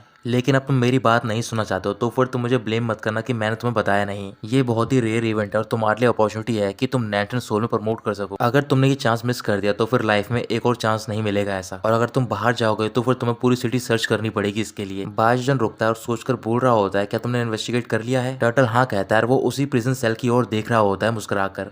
फिर वो बायजन को अपने साथ उसी सेल के बाहर लेकर जाता है। वो दोनों सेल के अंदर देख रहे होते हैं। टर्टल कह रहा होता है कि ये इतना आसान है, तुम्हें इसे रॉब करना है। बायजन अपने अपने बोल रहा होता है कि ये मुझे एक ओल्ड प्रिजनर को रॉब करने के लिए कह रहा है जिसका कल्टीवेशन सील किया गया है, लेकिन मुझे थोड़ा डर है कि शायद ये मुझे चीट कर रहा है। तभी बायजन टर्टल को उसकी टेल से पकड़ता है। टर्टल बोल रहा होता है कि तुम क्या कर रहे हो। बायजन बोल रहा होता है कि मैं तुम्हें पकड़ रहा हूँ। ये बोलने के बाद वो सेल का डोर ओपन करता है और अंदर जाता है और वहां पर वो एक ओल्ड मैन बैठा होता है और ये वही ओल्ड मैन होता है जो कि बायजन को घूर कर देख रहा होता है जब वो जाओ लामाओ के प्रिजन सेल से बाहर आया होता है। ओल्ड मैन पूछ रहा होता है कि तुम क्या करना चाहते हो। बायजन कह रहा होता है कि कुछ भी स्पेशल नहीं करना चाहता हूँ मैं, बट जाने से पहले यहाँ पर एक चीज छोड़कर जाना चाहता हूँ। ये बोलकर वो टर्टल को उस ओल्ड मैन की ओर फेंक देता है और डोर बंद करके वहीं साइड में चला जाता है। टर्टल तेजी से उस ओल्ड मैन की ओर जा रहा होता है, तभी एक शील्ड आती है बीच में और वो उसे रोक लेती है। बायजन सेल के अंदर देखता है और बोल रहा होता है मुझे पता था कि ये फ्रॉड है, इस ओल्ड मैन का कल्टीवेशन सील नहीं किया गया है। ओल्ड मैन कह रहा होता है कि तुमने वाकई में एक ऑर्डिनरी ओल्ड मैन पर अटैक किया है। फिर टर्टल अपने आप को ठीक करता बोल रहा होता है ओल्ड मैन से कि तुम प्रिटेंड मत करो, जितने भी ट्रेजर तुम्हारे पास हैं वो सारे तुम मुझे दे दो। Giant ghost king. ये सुनते ही वो ओल्ड मैन और बायजन दोनों ही चौंक जाते हैं। बायजन बोल रहा होता है कि ये है असली जायंट गोस्ट किंग, ये इतने टाइम से यहाँ पर छुपा हुआ था। टर्टल जायंट गोस्ट किंग से कह रहा होता है कि अब वो लड़का यहाँ पर नहीं है। ये सुनते ही बायजन वहाँ पर आता है और कह रहा होता है कि मैंने तुमसे अभी स्कोर सेटल नहीं किया है। जायंट गोस्ट किंग अपनी फिंगर को उठाता है और पॉइंट करता है टर्टल की ओर अटैक करने के लिए। टर्टल अपने कवच से उस शील्ड को ब्रेक करता है और साथ ही में जिस अटैक से वो जायंट गोस्ट किंग टर्टल को जलाने जा रहा होता है वो उसे अपनी फूंक से ही बुझा देता है। ये देखकर जायंट गोस्ट किंग बहुत ज्यादा शॉक में होता है। टर्टल कह रहा होता है कि तुम अभी बहुत ज्यादा यंग हो। जायंट गोस्ट किंग लगातार अटैक कर रहा होता है टर्टल पर, लेकिन एक भी अटैक कामयाब नहीं होता। फिर टर्टल वहाँ पर बहुत सारी गैस छोड़ता है और गैस के हटते ही वो जायंट गोस्ट किंग के फेस पे किक मार देता है और कह रहा होता है कि ओल्ड मैन तुम्हें क्या लगता है तुम्हारा कल्टीवेशन लेवल गोल्डन एलिक्सर तक गिर गया है। भले ही तुम इस फॉर्मेशन के अंदर रहकर मन चाहे इसे कंट्रोल कर सकते हो, किसी को भी मार सकते हो, लेकिन ये कितने अनफॉर्चुनेट की बात है कि इस टर्टल फॉर्मेशन को टर्टल मास्टर की ही बात सुननी पड़ती है। तभी बायजन भी सेल के अंदर आता है और टर्टल से बोल रहा होता है कि अब बात करने की ज्यादा जरूरत नहीं है, काम पर ध्यान लगाओ। ये बोलकर वो दोनों जायंट गोस्ट किंग के पास जाते हैं। किंग कह रहा होता है कि तुम दोनों करना क्या चाहते हो। बायजन बोल रहा होता है कि हम सिर्फ डेमी गॉड से रॉबरी करना चाहते हैं। ये बोलकर वो दोनों ट्रेजर ढूंढ रहे होते हैं। जायंट गोस्ट किंग चिल्लाकर बोल रहा होता है कि तुम इसका प्राइस पे करोगे। ट्रेजर निकल जाने के बाद टर्टल ट्रेजर को चेक करता बोल रहा होता है कि ये सारे ट्रेजर टॉप नॉच हैं, वो भी डेमी गॉड में। ये कितने अनफॉर्चुनेट की बात है कि ये सारे वहां पर अवेलेबल नहीं थे। बायजन ट्रेजर को लेकर बोल रहा होता है कि मेरे पास टाइम नहीं है वेस्ट करने के लिए, अभी तो फिलहाल मैंने यूज नहीं कर सकता, शायद फ्यूचर में यूज कर पाऊंगा, लेकिन जो तुमने प्रॉमिस किया था उसका क्या। टर्टल बोल रहा होता है कि लगता है कि दोबारा सर्च करना पड़ेगा। किंग बायजन से बोल रहा होता है कि बाय हाउ तुम काफी अच्छे तरीके से छुपे हुए थे, तुम बाय फैमिली में पैदा हो और वहां पर जो भी कुछ हुआ शायद वो कॉन्स्पिरेसी थी। बायजन किंग के पास जाता और बोल रहा होता है कि कोई भी कॉन्स्पिरेसी नहीं थी, मुझे सिर्फ ट्रेजर चाहिए। ये बोलकर वो उसके सर के ऊपर चांटा मार देता और कह रहा होता है कि मैं तुम्हें रॉब करना चाहता हूँ। किंग बहुत ज्यादा गुस्से में आता है, इस वजह से बायजन दोबारा चांटा मारता है और बोल रहा होता है क्या सोचा है तुमने इस बारे में, शायद तो तुम कॉपरेट करो, नहीं तो मैं दोबारा करूंगा ये सारी चीजें। किंग घबराते हुए बोल रहा होता है कि मेरे पास अब कुछ भी नहीं है। अचानक से डीमन प्रिजन हिलना स्टार्ट हो जाता है। बाहर से आवाज आ रही होती है कि जो स्टोन टर्टल एरे है वो फेल हो गई है, डेविल प्रिजन पे अटैक हो गया है और वो सारे मिलकर बाय हाउ को ढूंढ रहे हैं। ये सुनते ही टर्टल और बायजन दोनों सेल से बाहर निकलते हैं। टर्टल बोल रहा होता है कि मैं फॉर्मेशन को ज्यादा देर तक सप्रेस नहीं कर पाऊंगा। बायजन के बाहर निकलते ही वहां पर एक पेट्रियार्क पहुंच जाता है और बोल रहा होता है कि बाय हाउ तुम कहां पर जा रहे हो। ये बोलते ही वो उस पर पावरफुल अटैक करता है। बायजन उस अटैक को डिफ्लेक्ट करने के लिए अपनी टर्टल शील्ड का इस्तेमाल करता है। उस अटैक का इम्पैक्ट काफी ज्यादा होता है। फिर बायजन देख रहा होता है सेल के अंदर जायंट गोस्ट किंग की ओर और अपने बोल रहा होता है कि इसका कल्टीवेशन गोल्डन एलिक्सर स्टेज तक गिर गया है, फिर भी इसकी बॉडी पे एक भी स्क्रैच नहीं आया है, छोटा सा भी। बाहर खड़ा पेट्रियार्क बोल होता है कि मैं तुम्हारी लाइफ लेने के लिए आया हूँ बाय हाउ। ये बोलकर दोबारा अटैक कर देता है। बायजन दोबारा अपना टर्टल शेल बाहर निकालता है और जायंट गोस्ट किंग को अपने हाथ में पकड़कर बोल रहा होता है कि मुझे तुम्हारी जरूरत है। ये बोलकर वो बाहर की ओर भाग रहा होता है। पेट्रियार्क लगातार उस पर अटैक कर रहा होता है। अटैक से बचते हुए बायजन अपनी सेलेस्टियल बॉडी को बाहर निकालता है। वो चारों सेलेस्टियल बॉडी मिलकर पेट्रियार्क को रोकने की कोशिश कर रहे होते हैं। उन चारों बॉडी को देखकर किंग बहुत ज्यादा हैरान होता है, बोल रहा होता है कि ये चारों अल्टीमेट फिजिकल स्ट्रेंथ की बॉडी है। बायजन बाहर पहुंचता वो देखता है कि वहां पर 3 पेट्रियार्क खड़े होते हैं, उनमें से एक पेट्रियार्क होता है साई फैमिली का। साई फैमिली का पेट्रियार्क बोल रहा होता है कि तुम्हें इससे डील करना है और तुम्हें दूर से अटैक करना है। ये सुनते ही वो दोनों पेट्रियार्क एक साथ बायजन पर अटैक कर देते हैं। अटैक से बचने के लिए बायजन अपना वो अम्ब्रेला निकाल लेता है। एक बारी बायजन अटैक से बच जाता है, लेकिन वो दोनों पेट्रियार्क नहीं रुकते और वो लगातार कई मिनट तक उस पर अटैक करते ही रहते हैं। वहां पर बहुत सारा स्मॉग हो गया होता है अटैक की वजह से। फिर साई फैमिली के पेट्रियार्क उन दोनों को रुकने के लिए बोलते हैं। रुकने के बाद स्मॉग हटता है और स्मॉग के हटते ही वो देखते हैं कि वहां पर बहुत ही बड़ी अशुरा बॉडी होती है और उसके पीछे बायजन अम्ब्रेला लेकर खड़ा होता है। अम्ब्रेला को देखकर साई फैमिली का पेट्रियार्क बोल रहा होता है कि इस मैजिक वेपन को 14 टाइम रिफाइन किया गया है। बायजन की हालत काफी खराब होती है और उसके हाथ से ब्लड निकल रहा होता है। साथ ही में उसके शरीर में काफी ज्यादा थकावट भी आ गई होती है। तभी पेट्रियाक देखते हैं कि बायजन ने एक इनर आर्मर पहन रखा होता है जिसे कि 14 टाइम बार रिफाइन किया गया होता है। जायंट घोस्ट किंग घूर कर बायजन की ओर देखकर बोल रहा होता है कि ये अभी भी गोल्डन एलिक्सर कल्टीवेटर है। साई फैमिली के पेट्रियाक गुस्से में बोल रहे होते हैं कि तुम्हें ब्लड डेब्ट चुकाना होगा और ये बोलकर वो उस पर अटैक करते हैं एक बहुत ही बड़े स्पिरिचुअल हैंड से।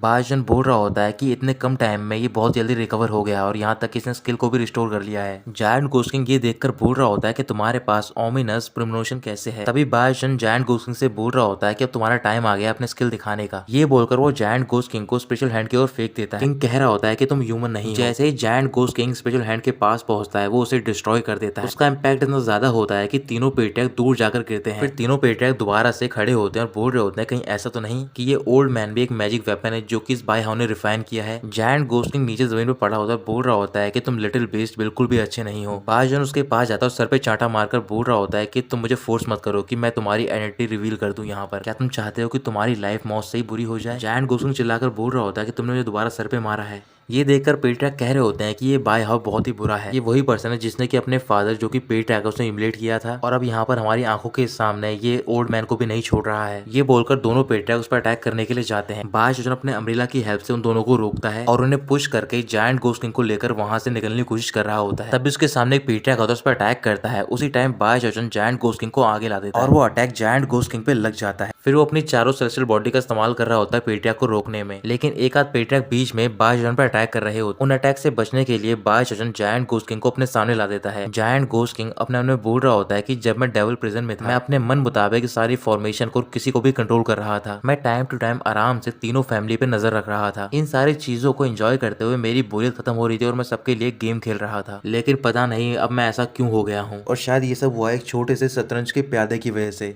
मेरे सारे जितने प्लान्स थे बनाए हुए वो सारे बर्बाद हो गए हैं। आखिर में साई फैमिली के पेट्रियाक बायजन पर अटैक करते हैं और उनके अटैक से बचने के लिए वो अपने अम्ब्रेला का यूज करता है। जायंट घोस्ट किंग नीचे जमीन पर लेटा होता है और बोल रहा होता है बायजन की ओर देखकर कि लड़के तुम काफी ज्यादा स्ट्रांग हो, तुम्हारे पास एबिलिटी है कि तुम नेचुरल सोल तक पहुंच सको। जैसे मैं यहाँ की फॉर्मेशन को दोबारा रिस्टोर कर लूंगा कोई भी यहाँ से बाहर नहीं जा पाएगा मेरी इजाजत के बिना, तुम सारे बस मेरा वेट करो। ये बोलकर वो रेंग कर आगे की ओर बढ़ रहा होता है। बायजन पेट्रियाक को दूर करकर बोल रहा होता है कि मुझे जल्द से जल्द इस प्रिजन से बाहर निकलना होगा। ये बोलकर वो वहां पर अपनी 14 टाइम रिफाइन की फायर का यूज करता है। उस फायर से बचने के लिए चारों पेट्रियाक अपनी एरे का यूज कर रहे होते हैं। इसी मौके का फायदा उठाकर बायजन जायंट घोस्ट किंग को पकड़ता और बाहर की ओर भाग रहा होता है। पेट्रियाक चिल्लाकर बोल रहे होते हैं कि मैं तुम्हें जान से मार दूंगा। बायजन भागकर बाहर की ओर जा रहा होता है। तभी टर्टल बोल रहा होता है कि मैं अपने एक पिल निकालता है और जायंट घोस्ट किंग के मुंह में डाल देता है और फिर वो जायंट घोस्ट किंग को अपने साथ बाहर लेकर डीमन प्रिजन से निकल जाता है। तो दोस्तों यहीं पर खत्म होता है ये एपिसोड। बाहर जाते दौरान जायंट घोस्ट किंग बायजन से पूछ रहा होता है कि तुमने मुझे क्या खिला दिया है। बायजन बोल रहा होता है कि मैं तुम्हें बहुत ही अच्छी चीज खिलाई है। ये बोलने के बाद वो अपने सामने की ओर देखता है और वहां पर उसे बहुत सारे कल्टीवेटर उनके साथ में बायजिशान दिखाई देता है। पीछे से साई फैमिली के पेट्रियाक आ रहे होते हैं और कह रहे होते हैं कि बाय हाउ अब तुम भाग नहीं पाओगे। तभी बायजिशान अपने सारे कल्टीवेटर को ऑर्डर देता है कि वो बायजन यानी कि बाय हाउ को टेक डाउन करें। वो सारे एक साथ मिलकर बायजन पर अटैक करते हैं। बायजन कुछ अटैक से बचता है और फिर वो अपनी टर्टल शील्ड का इस्तेमाल करने लग जाता है अटैक से बचने के लिए, लेकिन सारे अटैक को ज्यादा देर तक वो टर्टल शील्ड नहीं झेल पाती है। बायजिशान कह रहा होता है कि बायजी तुम वाकई में एक वेस्ट थे, मैंने इतने साल के कल्टीवेशन को वेस्ट किया तुम पे, फाइनली मुझे खुद ही एक्शन लेना पड़ रहा है यहाँ पर। ये बोलकर वो बायजिशान पर डायरेक्टली अटैक कर देता है। उसी टाइम बायजिशान जायंट घोस्ट किंग को सामने लाकर बोल रहा होता है कि तुम मेरे लिए इसे ब्लॉक करो और जायंट घोस्ट किंग उस अटैक को ब्लॉक करने में कामयाब होता है और साथ ही में वो उसे अलग अलग जगह पे स्कैटर कर देता है। ये देखकर बायजिशान शॉक में आ जाता है। फिर वो ध्यान से जायंट घोस्ट किंग की ओर देख रहा होता है। जायंट घोस्ट किंग बायजिशान से बोल रहा होता है कि तुमने जो मुझे एलिक्सर खिलाई थी वो मुझे एक नम की फीलिंग देकर चली गई है। बाय आइडेंटिटी है वो एक्सपोज हो गई है, बॉडी को एज अ शील्ड यूज कर रहा था, तभी हम सारे मिलके इससे पेनिट्रेट नहीं कर पा रहे थे। फिर बायजिशान ऑर्डर दे रहा होता है कि वो जाके बाय हाउ को पकड़ के लाएं। उसी टाइम बायजिशान उनको रोकता है और बायजिशान से बोल रहा होता है कि एंसेस्टर मैं आपको जायंट घोस्ट किंग ऑफर कर रहा हूं। एंसेस्टर बहुत ज्यादा वाइस है, इसी वजह से हम जायंट घोस्ट किंग को ब्रेक कर पाए हैं। साई और चेन फैमिली से पहले आपने मुझे यहाँ पर भेजा एडवांस में। फॉर्चुनेटली मैं किसी बात का गिल्टी नहीं हूँ और आखिर में मैंने जायंट घोस्ट किंग की ट्रू बॉडी को पकड़ लिया है और चाहे तो आप इन्हें चेक भी कर सकते हो। साई फैमिली के पेट्रियाक बहुत ज्यादा गुस्से में होते हैं और कह रहे होते हैं कि तुम एक विलेन हो तो फिर तुम्हें कहने की कोई जरूरत नहीं है कुछ भी। ये बोलकर वो अटैक करने जा रहा होता है। उसी टाइम बायजिशान से रोक देता है और अपने मन में कह रहा होता है कि ये बाय हाउ सारा क्रेडिट लेने की कोशिश कर रहा है, लेकिन आखिर में ही गिव अप भी कर रहा है। ये सब कर रहा है वो अपने आप को प्रोटेक्ट करने के लिए। अगर जायंट घोस्ट किंग मेरे हाथों में होगा तो फिर मेरे लिए आसानी होगी कि मैं जायंट घोस्ट सिटी के लॉर्ड के लिए फाइट कर सकूं फ्यूचर में, और आसानी से बाकी दो को हरा सकूं। फिर वो बायजन से बोल रहे होते हैं कि बाय हो, तुम बहुत ज्यादा स्मार्ट हो। फिर बायजन कह रहा होता है कि मैं यहाँ पर आया हूँ ताकि मैं आप सबको ये चीजें प्रोवाइड कर सकूं। ये बोलने के बाद वो अपने मन में कह रहा होता है कि यहाँ से निकलने का सिर्फ एक ही तरीका है। जायंट घोस्ट किंग बहुत ज्यादा निराश होता है और वो कह रहा होता है कि अब मैं वेट नहीं कर पाऊंगा जब तक जायंट घोस्ट किंग का फ्लावर ब्लूम करेगा। बायजन अपने पैगोडा का यूज करने जा रहा होता है। फिर वो जायंट घोस्ट किंग को नीचे की ओर फेंककर कह रहा होता है कि मैं विश करता हूँ कि आपकी उम्र लंबी हो। ये बोलने के बाद वो अपना पैगोडा बाहर निकाल लेता है। उस पैगोडा के अंदर एक कल्टीवेटर की सोल होती है जो कि बाहर निकल जाती है और उसकी पावर बहुत ज्यादा होती है। बायजन तुरंत ही जायंट घोस्ट किंग के पास जाकर उन्हें पकड़ता और बोल रहा होता है कि ये सही समय है यहाँ से निकलने का। फिर उस पैगोडा की वजह से वहां पर एक ब्लास्ट होता है जिसका इम्पैक्ट बहुत ज्यादा होता है। दूर से ही दो पेट्रैक ये सब होते हुए देख रहे होते हैं। फिर एक पेट्रैक बोल रहा होता है कि ये क्रेडिट लेने की कोशिश कर रहा था लेकिन इसके जूनियर ने रेबल किया है। फिर दूसरा पेट्रैक कह रहा होता है कि जो भी जायंट घोस्ट किंग को कंट्रोल करेगा वो ही ओवरऑल सिचुएशन को कंट्रोल कर पाएगा। ये बोलकर वो दोनों बायजन के पीछे जा रहे होते हैं। उसी टाइम वहां पर वुचांग पहुंच जाता है और उन दोनों को रोक लेता है और उन दोनों से फाइट करना स्टार्ट कर देता है। जब वुचांग एक पेट्रैक से फाइट कर रहा होता है तो फिर दूसरा पेट्रैक वहां से निकल जाता है। वुचांग जल्दी से उस पेट्रैक के पीछे जाता है और वो उस पर अटैक करने लग जाता है। पेट्रैक कह रहे होते हैं कि वुचांग तुम अभी भी अपने मास्टर को प्रोटेक्ट करने की कोशिश कर रहे हो, लेकिन अब ऐसा नहीं हो पाएगा क्योंकि जितने ही पासेस हैं सिटी में वो सारे चेन फैमिली ने ब्लॉक कर दिए हैं और पूरा क्लैन हमारे ओल्ड मैन की सोल ईगल से कोऑपरेट करेगा। ये बोलकर वो बहुत ही बड़े ईगल की सोल को समन करता है और उसे ऑर्डर देता है कि वो जाके बाय हाउ यानी कि बायजन को पकड़े।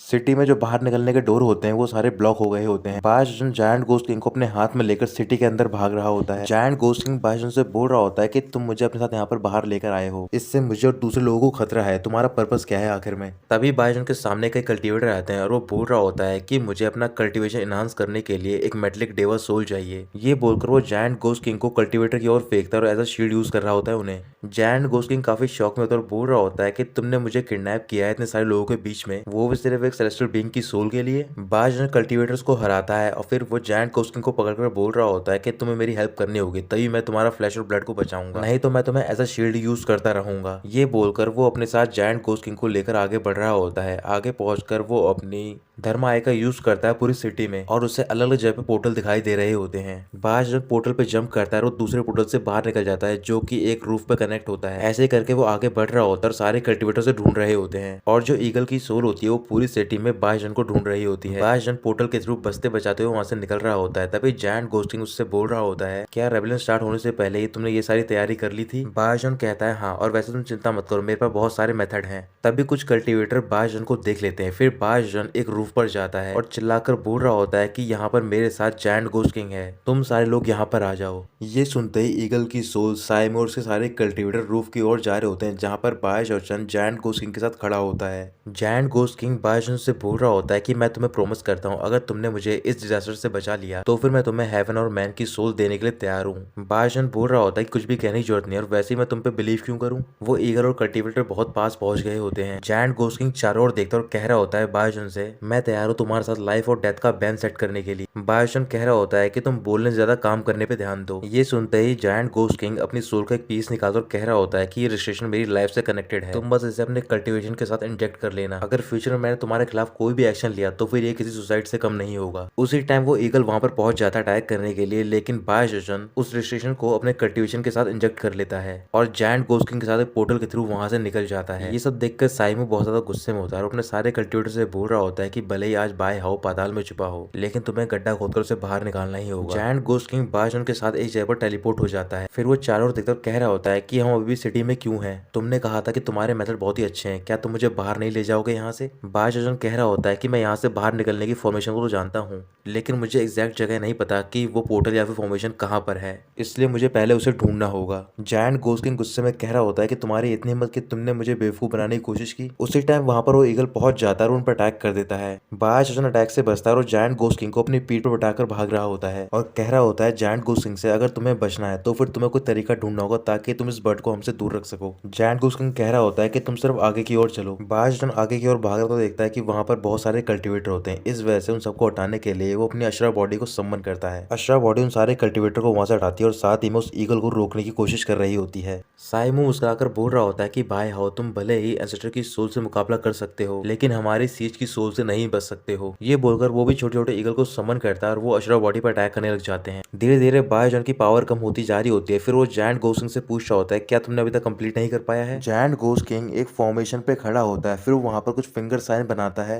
और अपने स्पेल का यूज करता है और चारों ओर उसकी एक शील्ड आती है। जो भी ईगल्स पर अटैक करने जा रहे होते हैं वो शील्ड की वजह से डिस्ट्रॉय हो जाते हैं और अचानक से वहां पर जितनी बड़ी बड़ी रॉक पड़ी होती हैं वो सारी मिलने लग जाती हैं और एक बहुत ही बड़ा टाइगर में ट्रांसफॉर्म हो जाती हैं। उसी टाइम साई फैमिली के एंसेस्टर आते हैं और बोल रहे होते हैं कि पूरा क्लैन इस ऑर्डर को फॉलो करो। जायंट गोस्ट किंग इस बीच को कंट्रोल करता है तो फिर अपने आप को प्रोटेक्ट करने की कोई जरूरत नहीं है। इस सिचुएशन की एडवांटेज लो और इस पे अटैक करो क्योंकि अब ये पूरी तरीके से कंट्रोल नहीं कर पाएगा इसे। जायंट गोस्ट किंग बायजन से बोल रहा होता है कि तुम कुछ देर के लिए इन सबको रोको और मेरे लिए थोड़ा टाइम प्रोवाइड करो। वो सारे कल्टीवेटर और ईगल जायंट गोस्ट किंग की ओर बढ़ रहे होते हैं। फिर बायजन उनकी ओर भागकर जाता है और अपनी चारों सेलेस्टियल बॉडी को बाहर निकालता है। वो चारों सेलेस्टियल बॉडी मिलकर उन सब पर अटैक कर रही होती है ताकि उन सबको रोक सके और काफी हद तक वो कल्टीवेटर को रोकने में कामयाब हो रही होती है। लेकिन जो ईगल होता है वो वहां पर पास में पहुंच गया होता है और फिर वो उस टाइगर पर अटैक करने लग जाता है। इस वजह से वो बीस्ट भी काउंटर अटैक करता है लेकिन वो अटैक उतना कामयाब नहीं हो पाता है उस ईगल पर। ईगल पीछे की ओर हटता है और वापस वो अटैक करने जा रहा होता है दोबारा से। जायंट गोस्ट किंग बीस्ट की टेल का यूज करते हैं ताकि वो उस ईगल पर अटैक कर सके और वो अटैक काफी हद तक कामयाब होता है क्योंकि वो ईगल दूर जाके गिरता है। फिर वो बीस्ट भागकर उस ईगल की ओर जाता है और उसे दबोच लेता है अपने पंजों में। फिर वो उस ईगल की गर्दन अपने मुंह में पकड़ता है और दूर फेंक देता है। बायजन जायंट गोस्ट किंग से पूछ रहा होता है, क्या तुम सक्सीड हो गए हो? अचानक से एंसेस्टर उस बीस्ट की ओर अटैक करते हैं। बायजन अपने अम्ब्रेला की हेल्प से उससे बच जाता है लेकिन जो बीस्ट होता है वो ब्रेक हो जाता है। फिर वो एंसेस्टर जायंट गोस्ट किंग से बोल रहा होता है कि मैं काफी सालों से आर्मी को लीड कर रहा हूँ। मैं बस वेट कर रहा था कि तुम और तुम्हारा लास्ट ट्रम्प कार्ड कब बाहर आएंगे और अब तुम्हारा गेम यहीं पर खत्म होता है। ये बोलकर वो धीरे धीरे उसकी ओर बढ़ रहा होता है। फिर वो देखता है कि बायजन जायंट गोस्ट किंग के सामने खड़ा होता है, वो अपना अम्ब्रेला लेकर। जायंट गोस्ट किंग बायजन से बोल रहा होता है, क्या तुम कुछ और देर के लिए इसे रोक सकते हो? एंसेस्टर बायजन से बोल रहे होते हैं कि बाय हाउ, तुम तो एलिजिटिमेट बेटे हो ना बाय क्लैन के और तुम इतने लॉयल हो रहे हो जायंट गोस्ट किंग के लिए। मैं भी देखना चाहता हूँ कि तुम कैसे और कितनी बार मेरे अटैक को रोक सकते हो। ये बोलकर वो 3 ईगल सम्मन करता है और ईगल से अटैक कर देता है। बायजन अपने अम्ब्रेला की हेल्प से उस ईगल को रोक लेता है लेकिन उस पर काफी इफेक्ट आता है इसका। दूसरा ईगल बायजन के अम्ब्रेला को डिस्ट्रॉय कर देता है और जो तीसरा ईगल होता है वो डायरेक्टली बायजन की बॉडी पर अटैक कर देता है। बायजन काफी ज्यादा घायल हो गया होता है अटैक की वजह से, उसकी बॉडी से ब्लड निकल रहा होता है। एंसेस्टर हंसते हुए आगे बढ़ रहे होते कह रहे होते हैं कि जायंट गोस्ट किंग, तुम्हें भी ह्यूमिलेशन सहनी पड़ रही है आज। एक डेमी गॉड कल्टीवेटर जो कि एक जूनियर के पीछे छुप रहा है। अचानक से जायंट गोस्ट किंग अपना हाथ जमीन की ओर रखते हैं और वो कुछ स्पेल का यूज करने लग जाते हैं। आसपास में जो रॉक के टुकड़े होते हैं वो शाइन करने लग जाते हैं। एंसेस्टर बोल रहे होते हैं कि जायंट गोस्ट किंग, मैं तुम्हें बहुत ही अच्छा टाइम दूंगा आज। ये बोलकर वो जायंट गोस्ट किंग पर अटैक कर देते हैं। उसी टाइम जायंट गोस्ट किंग अपने स्पेल का यूज करते हैं तो फिर जो ईगल जायंट गोस्ट किंग पे अटैक करने जा रहा होता है तभी वहां पर कुछ रॉक आती हैं और वो इस ईगल को जकड़ लेती हैं। जायंट गोस्ट किंग खुश होकर बोल रहे होते हैं कि तुम्हें पता था मेरे पास एक ट्रम्प कार्ड है लेकिन तुम ये नहीं जानते थे कि तुम बहुत ही बड़े डरपोक हो, हमेशा तुम पीछे छुपते रहे हो। धीरे धीरे करके जो और भी रॉक के पीस होते हैं वो एंसेस्टर की ओर जा रहे होते हैं। एंसेस्टर उनसे बचता बोल रहा होता है, क्या तुमने ये बहुत पहले से प्लान कर रखा था?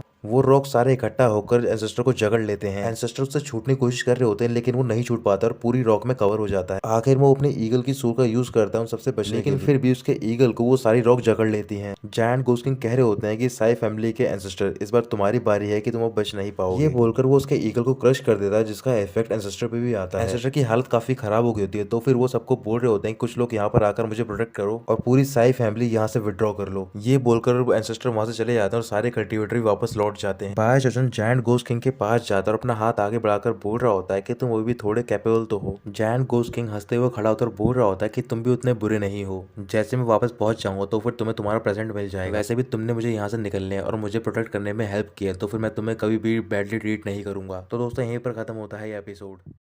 लॉर्ड वुचांग साई फैमिली और चैन फैमिली के एल्डर से फाइट कर रहे होते हैं। उनमें से एक एल्डर का नाम होता है यिनमिंग। वुचांग यिनमिंग से कह रहे होते हैं कि तुम कई सालों से वर्ल्ड को अवॉइड कर रहे हो, इस टाइम तुम तैयार हो अपने कल्टीवेशन को डैमेज करने के लिए। ये सब सिर्फ तुम मास्टर को मारने के लिए कर रहे हो। एल्डर बोल रहे होते हैं कि जायंट गोस्ट सिटी काफी टाइम से साइलेंट है, अब तक इस वर्ल्ड में चेंज आना चाहिए था। ये बोलकर वो वुचांग पर अटैक कर देते हैं और वुचांग भी उन पर अटैक करता है काउंटर अटैक करने के लिए। वो दोनों फाइट कर रहे होते हैं तभी वहां पर दूसरे एल्डर पहुंचते हैं और वो अपनी टेक्निक फायर कॉर्डन और चू प्रिजन का यूज करते हैं। दूसरी ओर बाय जायंट गोस्ट किंग के साथ भाग रहा होता है। जायंट गोस्ट किंग अपने आप में बोल रहे होते हैं कि जो बाय है उसका माइंड काफी शार्प है और साथ ही वो बहुत सारी एबिलिटी को पोजेस भी करता है और वो लगातार बैटलफील्ड में एक जगह से दूसरी जगह पर ट्रैवल कर रहा है और वो ये सब कर रहा है टेलीपोर्टेशन एरे का इस्तेमाल करके। ऐसा लग रहा है कि वो यहाँ पर कुछ ढूंढ रहा है। इधर जो चैन फैमिली के एडर होते हैं वो सारे कल्टिवेटर से कह रहे होते हैं कि तुम सिटी के गार्ड को मैसेज भेजो, वो सारे मिलकर एलीट ट्रूप को रीइंफोर्स करें और साथ ही में जायंट गोस्ट सिटी में फॉर्मेशन सेटअप करें। उन सबको अलग अलग जोन और एरिया में डिवाइड होना है ताकि वो पूरी सिटी का सर्विलेंस कर सके और जहाँ पर भी उन्हें बाय हाउ और जायंट गोस्ट किंग दिखे वो उन्हें इमीडिएटली मार दें।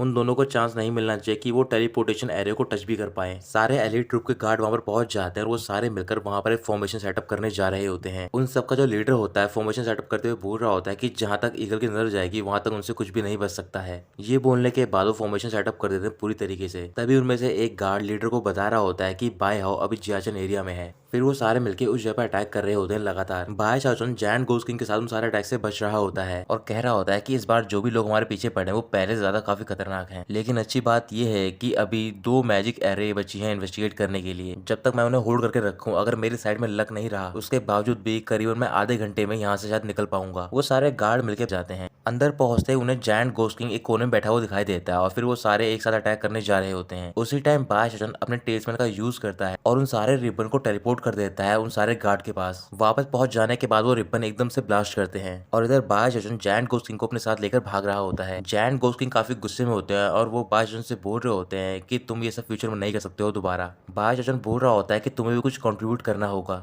वो भागते भागते जा रहा होता है तभी दोनों तरफ से उन्हें गार्ड घेर लेते हैं। बाय चाचन बोल रहा होता है क्या तुम मुझे ब्लॉक कर रहे हो, लेकिन तुम सबके बारे में क्या तुम्हें ये चीजें चाहिए। ये बोलकर वो ऊपर की ओर कुछ चीजें फेंकता है। वो सारी चीजें काफी शाइन कर रही होते, इस वजह से वो सारे गार्ड नहीं देख पा रहे होते। शाइन जाने के बाद वो गार्ड ध्यान से देखते हैं और वो पाते हैं कि वहां पर बहुत सारे स्पिरिट रिफाइनिंग मैजिकल टूल्स होते हैं और उन सबको करीबन 14 टाइम रिफाइन किया गया होता है। बाय चाचन लगातार वो आइटम फेंकते जा रहा होता है। जायंट गोस्ट किंग कह रहा होता है इस पूरी सिटी में कुछ ही मैजिकल टूल हैं जिन्हें कि 14 टाइम रिफाइन किया गया है और ये सारे ऑलरेडी मीडियम साइज फैमिली की फाउंडेशन को मैच कर चुके हैं और तुम्हारी इतनी हिम्मत कि तुम इन सबको ऐसे ही फेंक रहे हो। सारे गार्ड्स का ध्यान उन सारे टूल्स की ओर चला गया होता है। ये देखकर जो उनका लीडर होता है वो काफी गुस्से में होता है, कह रहा होता है कि तुम्हें इन सारी चीजों से धोखा नहीं खाना है। लेकिन अभी भी उन सारे गार्ड का उन सारी चीजों से ध्यान नहीं हट रहा होता। इधर बाय चाचन जायंट गोस्ट किंग से बोल रहा होता है कि ये सारी चीजें कुछ भी नहीं है, अभी सबसे इंपॉर्टेंट है कि हमें यहाँ से बच के निकलना है, वो भी जिंदा। ये सुनकर जायंट गोस्ट किंग अपने मन में कह रहा होता है क्या वाकई में ये प्रॉमिस के लिए अपनी सारी चीजें गिव करने को तैयार है। मुझे नहीं लगता कि ऐसा होगा, ये लड़का बहुत ज्यादा बदमाश है। अभी ये मुझे इसलिए प्रोटेक्ट कर रहा है क्योंकि कोई भी इसकी लाइफ पे थ्रेट नहीं है। जैसे हम डेड एंड में पहुंच जाएंगे ये उसी टाइम मुझे थ्रो कर देगा सबसे पहले। अचानक से बाय चाचन मुस्कुराता है, फिर वो एक्सप्लोड बोलता है। तभी जितने भी टूल्स उसने फेंके होते हैं ऊपर की ओर वो सारे ब्लास्ट हो जाते हैं। उन सबका लीडर देख रहा होता है कि अलग अलग जगह पे काफी सारे ब्लास्ट हो रहे होते हैं, उनकी वजह से उन्हें काफी नुकसान भी होता है। बाय चाचन भागकर टेलीपोर्टेशन एरिया पे पहुंच जाता है और वो दूसरी जगह टेलीपोर्ट हो जाता है। लीडर काफी गुस्से में होता है और वो कह रहा होता है कि हमें इतना नुकसान हुआ है और उसे एक स्क्रैच भी नहीं आया है।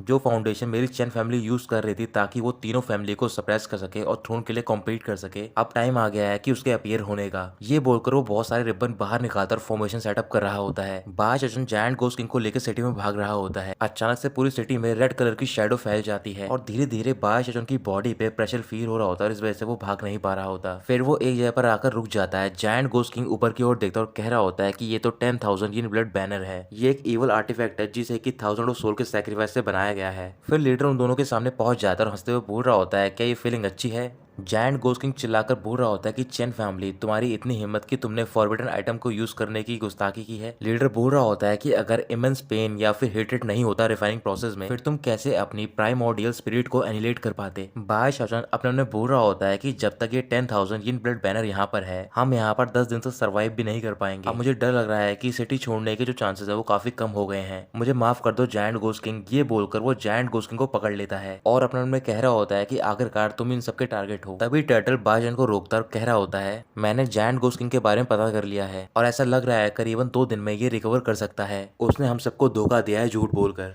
ये सुनकर बाय चाचन चौंक जाता है। तभी जायंट गोस्ट किंग बाय चाचन से बोल रहा होता है कि आखिर में तुम अपना प्रॉमिस ब्रेक करने जा रहे हो और मुझे यहाँ पर ऐसे छोड़कर जा रहे हो। बाय चाचन अपने मन में कह रहा होता है कि तुम अभी भी एक्टिंग कर रहे हो मेरे सामने। लीडर उनकी ओर बढ़ रहा होता है, कह रहा होता है कि तुम शांति से अपने रास्ते पे चले जाओ। तभी बाय चाचन जायंट गोस्ट किंग को फेंककर कह रहा होता है कि ये सारी चीजें एक्टिंग के बारे में है ना, चलो मैं तुम्हें दिखाता हूँ कि किसके एक्टिंग स्किल्स सुपीरियर हैं। ये बोलकर जायंट गोस्ट किंग की बॉडी पर उसने एक टेलिस्मैन लगा दिया होता है। तभी जायंट गोस्ट किंग वहां से कहीं और टेलीपोर्ट हो जाता है। उसके टेलीपोर्ट हो जाने के बाद बाय चाचन अपना वो अम्ब्रेला निकाल निकाल लेता है। लीडर कह रहा होता है कि तुम काफी लॉयल हो, इस वजह से पहले मैं तुम्हें ही मारूंगा। अब मुझे फर्क नहीं पड़ता है कि जायंट घोस्ट किंग मरता है या फिर नहीं। ये बोलकर वो बाज पर अटैक कर देता है अपनी स्वॉर्ड से। बाज लगातार अटैक को ब्लॉक कर रहा होता है, इस वजह से लीडर कई सारे स्पेशल स्वॉर्ड का यूज करता है अटैक करने के लिए। बाज अपने अम्ब्रेला से उन सारी स्वॉर्ड को ब्लॉक कर देता है। दूसरी ओर जो जायंट घोस्ट किंग होता है वो एक घर में टेलीपोर्ट हो जाता है। जायंट घोस्ट किंग कह रहा होता है कि उसने मेरी बॉडी पे शॉर्ट डिस्टेंस टेलीपोर्टेशन टेस्टमेंट लगाया था। ये बोलकर वो घर की विंडो से बाहर देखता है और थोड़ी दूरी पे उन दोनों की फाइट चल रही होती है। फाइट के दौरान जो लीडर होता है वो उन सारे स्पेशल स्वॉर्ड को कंबाइन कर बहुत ही बड़ी स्वॉर्ड में ट्रांसफॉर्म कर देता है और फिर वो उस स्वॉर्ड से अटैक कर देता है बाय शोचन पे। इधर एल्डर यिन मिंग लॉर्ड वुचांग से लड़ रहे होते हैं, तो फिर जो दूसरे एल्डर होते हैं वो अपने चू प्रिजन का यूज करते हैं और लॉर्ड वुचांग को उस प्रिजन में कैद कर देते हैं। वुचांग काफी गुस्से में होता है और कह रहा होता है कि तुम्हें क्या लगता है कि तुम अपनी इस मैजिक ट्रिक से कितने टाइम तक तुम मुझे ट्रैप करके रख पाओगे। एल्डर बोल रहे होते हैं कि जब तक मैं जायंट घोस्ट किंग से डील कर रहा हूँ तब तक तुम्हें होल्ड कर सकता हूँ, यही काफी है मेरे लिए। दूसरी ओर बाय शोचन की हालत काफी खराब हो गई होती है। लीडर ने अपनी स्वॉर्ड बाय शोचन की चेस्ट पे मार दी होती है और कह रहा होता है कि मैं तुम्हारी परसेवरेंस को एडमायर करता हूँ। बिना सेलेस्टियल बीइंग की हेल्प के तुम गोल्डन कोर एक चींटी की तरह हो। बाय शोचन बोल रहा होता है कि 1-on-1 मुझे पता था कि मैं तुमसे फाइट में नहीं जीत पाऊंगा, लेकिन क्या हुआ अगर ऐसा हो कि मेरे पास 5 गोल्डन कोर हो तो। ये बोलने के बाद वहां पर ब्लास्ट होता है और बाय शोचन अपनी चारों स्पेशल बॉडी को सम्मन कर लेता है। लीडर कह रहा होता है कि इन सारी वीक बॉडी से तुम क्या ही कर पाओगे। उसी टाइम बाय शोचन 13 कलर फायर का यूज करता है और फॉर्मेशन में एक होल कर देता है। लीडर फॉर्मेशन की ओर देख रहे होते हैं। बाय शोचन बोल रहा होता है कि आप डिस्ट्रैक्ट हो गए, मैं आपका अपोनेंट हूँ। ये बोलने के बाद वो डायरेक्टली लीडर से फाइट करने लग जाता है। वो चारों स्पेशल बॉडी बार बार बाज को लीडर के अटैक से बचा रही होती हैं। इसी बीच दो स्पेशल बॉडी लीडर को जकड़ लेती है और तभी बाज अपनी 14 कलर फायर और थ्रोट क्रशिंग लॉक का यूज करता है। उस अटैक से लीडर पे थोड़ा सा असर पड़ता है, लेकिन लीडर भी बाज पर अटैक कर देता है और वो भी काफी पावरफुल। उस अटैक से बचने के लिए बाज अपनी अशरा बॉडी को सम्मन करता है और साथ ही में चारों स्पेशल बॉडी को अशरा बॉडी के साथ कंबाइन कर देता है।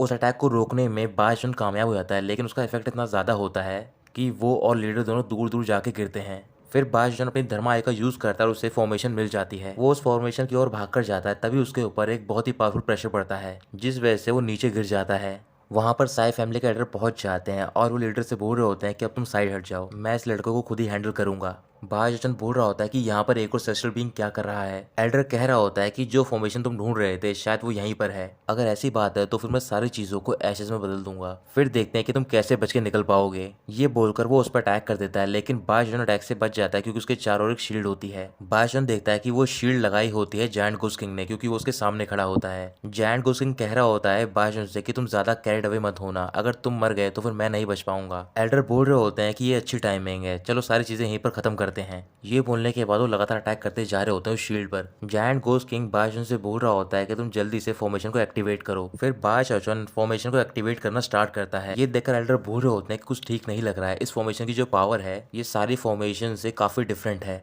बाजन बोल रहा होता है कि ये वो टेलीपोर्टेशन फॉर्मेशन है जो कि हमें डायरेक्टली सिटी से बाहर भेज देगी, बस इसके लिए हमें 10 ब्रेथ का इंतजार करना पड़ेगा और ये फॉर्मेशन पूरी तरीके से एक्टिवेट हो जाएगी। एल्डर भी अपनी पावर बढ़ाते और बोल रहे होते हैं कि तुम यहाँ से एस्केप नहीं कर पाओगे। जायंट घोस्ट किंग कह रहे होते हैं कि अब ज्यादा टाइम नहीं बचा है, फॉर्मेशन धीरे धीरे एक्टिवेट हो रही होती है। उसी टाइम जायंट घोस्ट किंग अपनी एक स्पिरिचुअल ब्लड की ड्रॉप को बाहर निकालते हैं और कह रहे होते हैं कि ये मेरी डेमी गॉड ब्लड की 3 ड्रॉप में से एक ड्रॉप है, ये तुम्हें हाफ डेमी गॉड की पावर प्रोवाइड कर सकती है 10 ब्रेथ तक। ये बोलकर वो उस ड्रॉप को बाजन की बॉडी में डाल देते हैं। एल्डर के अटैक की वजह से जायंट घोस्ट किंग की शील्ड ब्रेक हो जाती है और वो जमीन पे गिर जाते हैं। बाजन की बॉडी में रिएक्शन हो रही होती है और वो अपने आप ऊपर की ओर जा रहा होता है। जायंट घोस्ट किंग बोल रहे होते हैं कि तुम्हें सब्र रखना होगा। बाजन की बॉडी और दांत्यान कोर में से अलग से एनर्जी निकल रही होती है, लेकिन उसकी बॉडी उस एनर्जी को नहीं संभाल पाती और वहीं पर डिस्ट्रॉय हो जाती है। ये देखकर जायंट घोस्ट किंग काफी निराश हो जाते हैं और बोल रहे होते हैं कि आखिर में तुम्हारी बॉडी इसको नहीं सह पाई। इधर एल्डर काफी खुश होते हैं और बोल रहे होते हैं कि तुमने अपनी डिस्ट्रक्शन खुद ही अपने हाथों से लाई है। जायंट घोस्ट किंग तुम अपनी फेट को एक्सेप्ट करो, अब ये जो सिटी है वो मेरी चैन फैमिली के हाथों में ही चेंज होगी। अचानक से वहां पर एक स्पिरिचुअल एनर्जी आती है।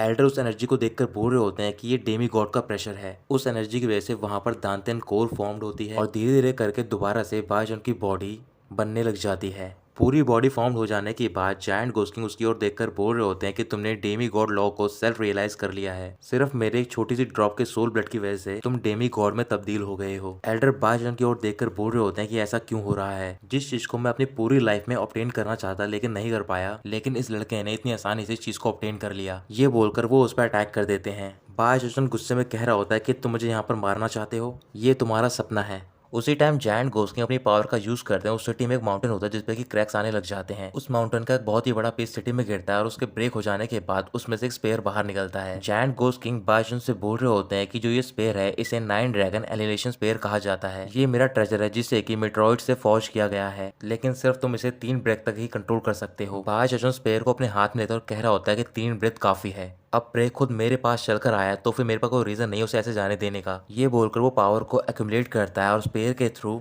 एल्डर पर अटैक कर देता है। वो स्पेयर इतना पावरफुल होता है कि वो फॉर्मेशन को ब्रेक कर देता है और साथ ही में उस एल्डर की बॉडी को डिस्ट्रॉय भी कर देता है। सिर्फ एल्डर की स्पिरिचुअल बॉडी बच जाती है और वो वहां से डिसअपियर हो जाती है। अब पूरी सिटी से फॉर्मेशन हट गई होती है। जायंट गोस्किंग कह रहा होता है कि तुमने मुझे डिसअपॉइंट नहीं किया। ये बोलने के बाद वो बेहोश हो जाता है। बायजन जल्दी से जायंट गोस्किंग के पास जाता है और तभी वो फॉर्मेशन एक्टिवेट हो जाती है। वहां पर कई और भी कल्टिवेटर होते हैं और वो कह रहे होते हैं कि जो self cultivated golden elixir level है वो काफी ज्यादा स्ट्रॉन्ग है। कुछ ही घंटों में जो यहाँ की सिचुएशन थी वो अब रिवर्स हो चुकी है। इन्हें प्रोटेक्ट करने के लिए है कि वो दोबारा यहाँ का किंग बन जाएगा। दूसरी ओर बायजन जायंट गोस्ट किंग के साथ सिटी के बाहर टेलीपोर्ट हो गया होता है। बाहर पहुंचते ही बायजन बोल रहा होता है कि ब्लड सोल कंज्यूम करने के बाद जो मेरी बॉडी की रिकवरी है उसे भी इफेक्ट पड़ा है। जायंट गोस्ट किंग, मैंने अपनी जान को दांव पे लगाया है तुम्हारे लिए। मैंने सब कुछ अपना इन्वेस्ट किया है तुम पर, तो फिर तुम्हें कोई मिस्टेक नहीं करनी है। ये बोलने के बाद वो भी बेहोश हो जाता है। कुछ दिन बीत गए होते हैं। दूसरी ओर एक जगह पर एल्डर की स्पेशल बॉडी बच गई होती है। एल्डर कह रहे होते हैं कि एक डेमी गॉड सेलेस्टियल बीइंग को सिर्फ एक ही शॉट से मार सकता है। वो तो इस बार मैं किस तरीके से बच गया हूँ, लेकिन जब जायंट गोस्ट किंग वापस आ जाएगा ये मेरी फैमिली का डिजास्टर होगा बहुत बड़ा। तभी वहां पर बाय जिशान पहुंच जाता है। एल्डर कह रहे होते हैं कि तुम अपने एक्शन में काफी तेज हो। बाय जिशान कह रहा होता है कि अब चेन फैमिली क्वालिफाइड नहीं है हंट करने के लिए, लेकिन हमारे पास अभी भी चांस है। ब्रदर साई, आप और मैं दोनों हाथ मिला लें, ये बहुत ही अच्छा रहेगा। और जैसे ही हमने एक बार जायंट कुकिंग को ढूंढ लिया हम आसानी से ये पूरा वर्ल्ड इक्वली शेयर करेंगे। तो दोस्तों यहीं पर खत्म होता है ये एपिसोड।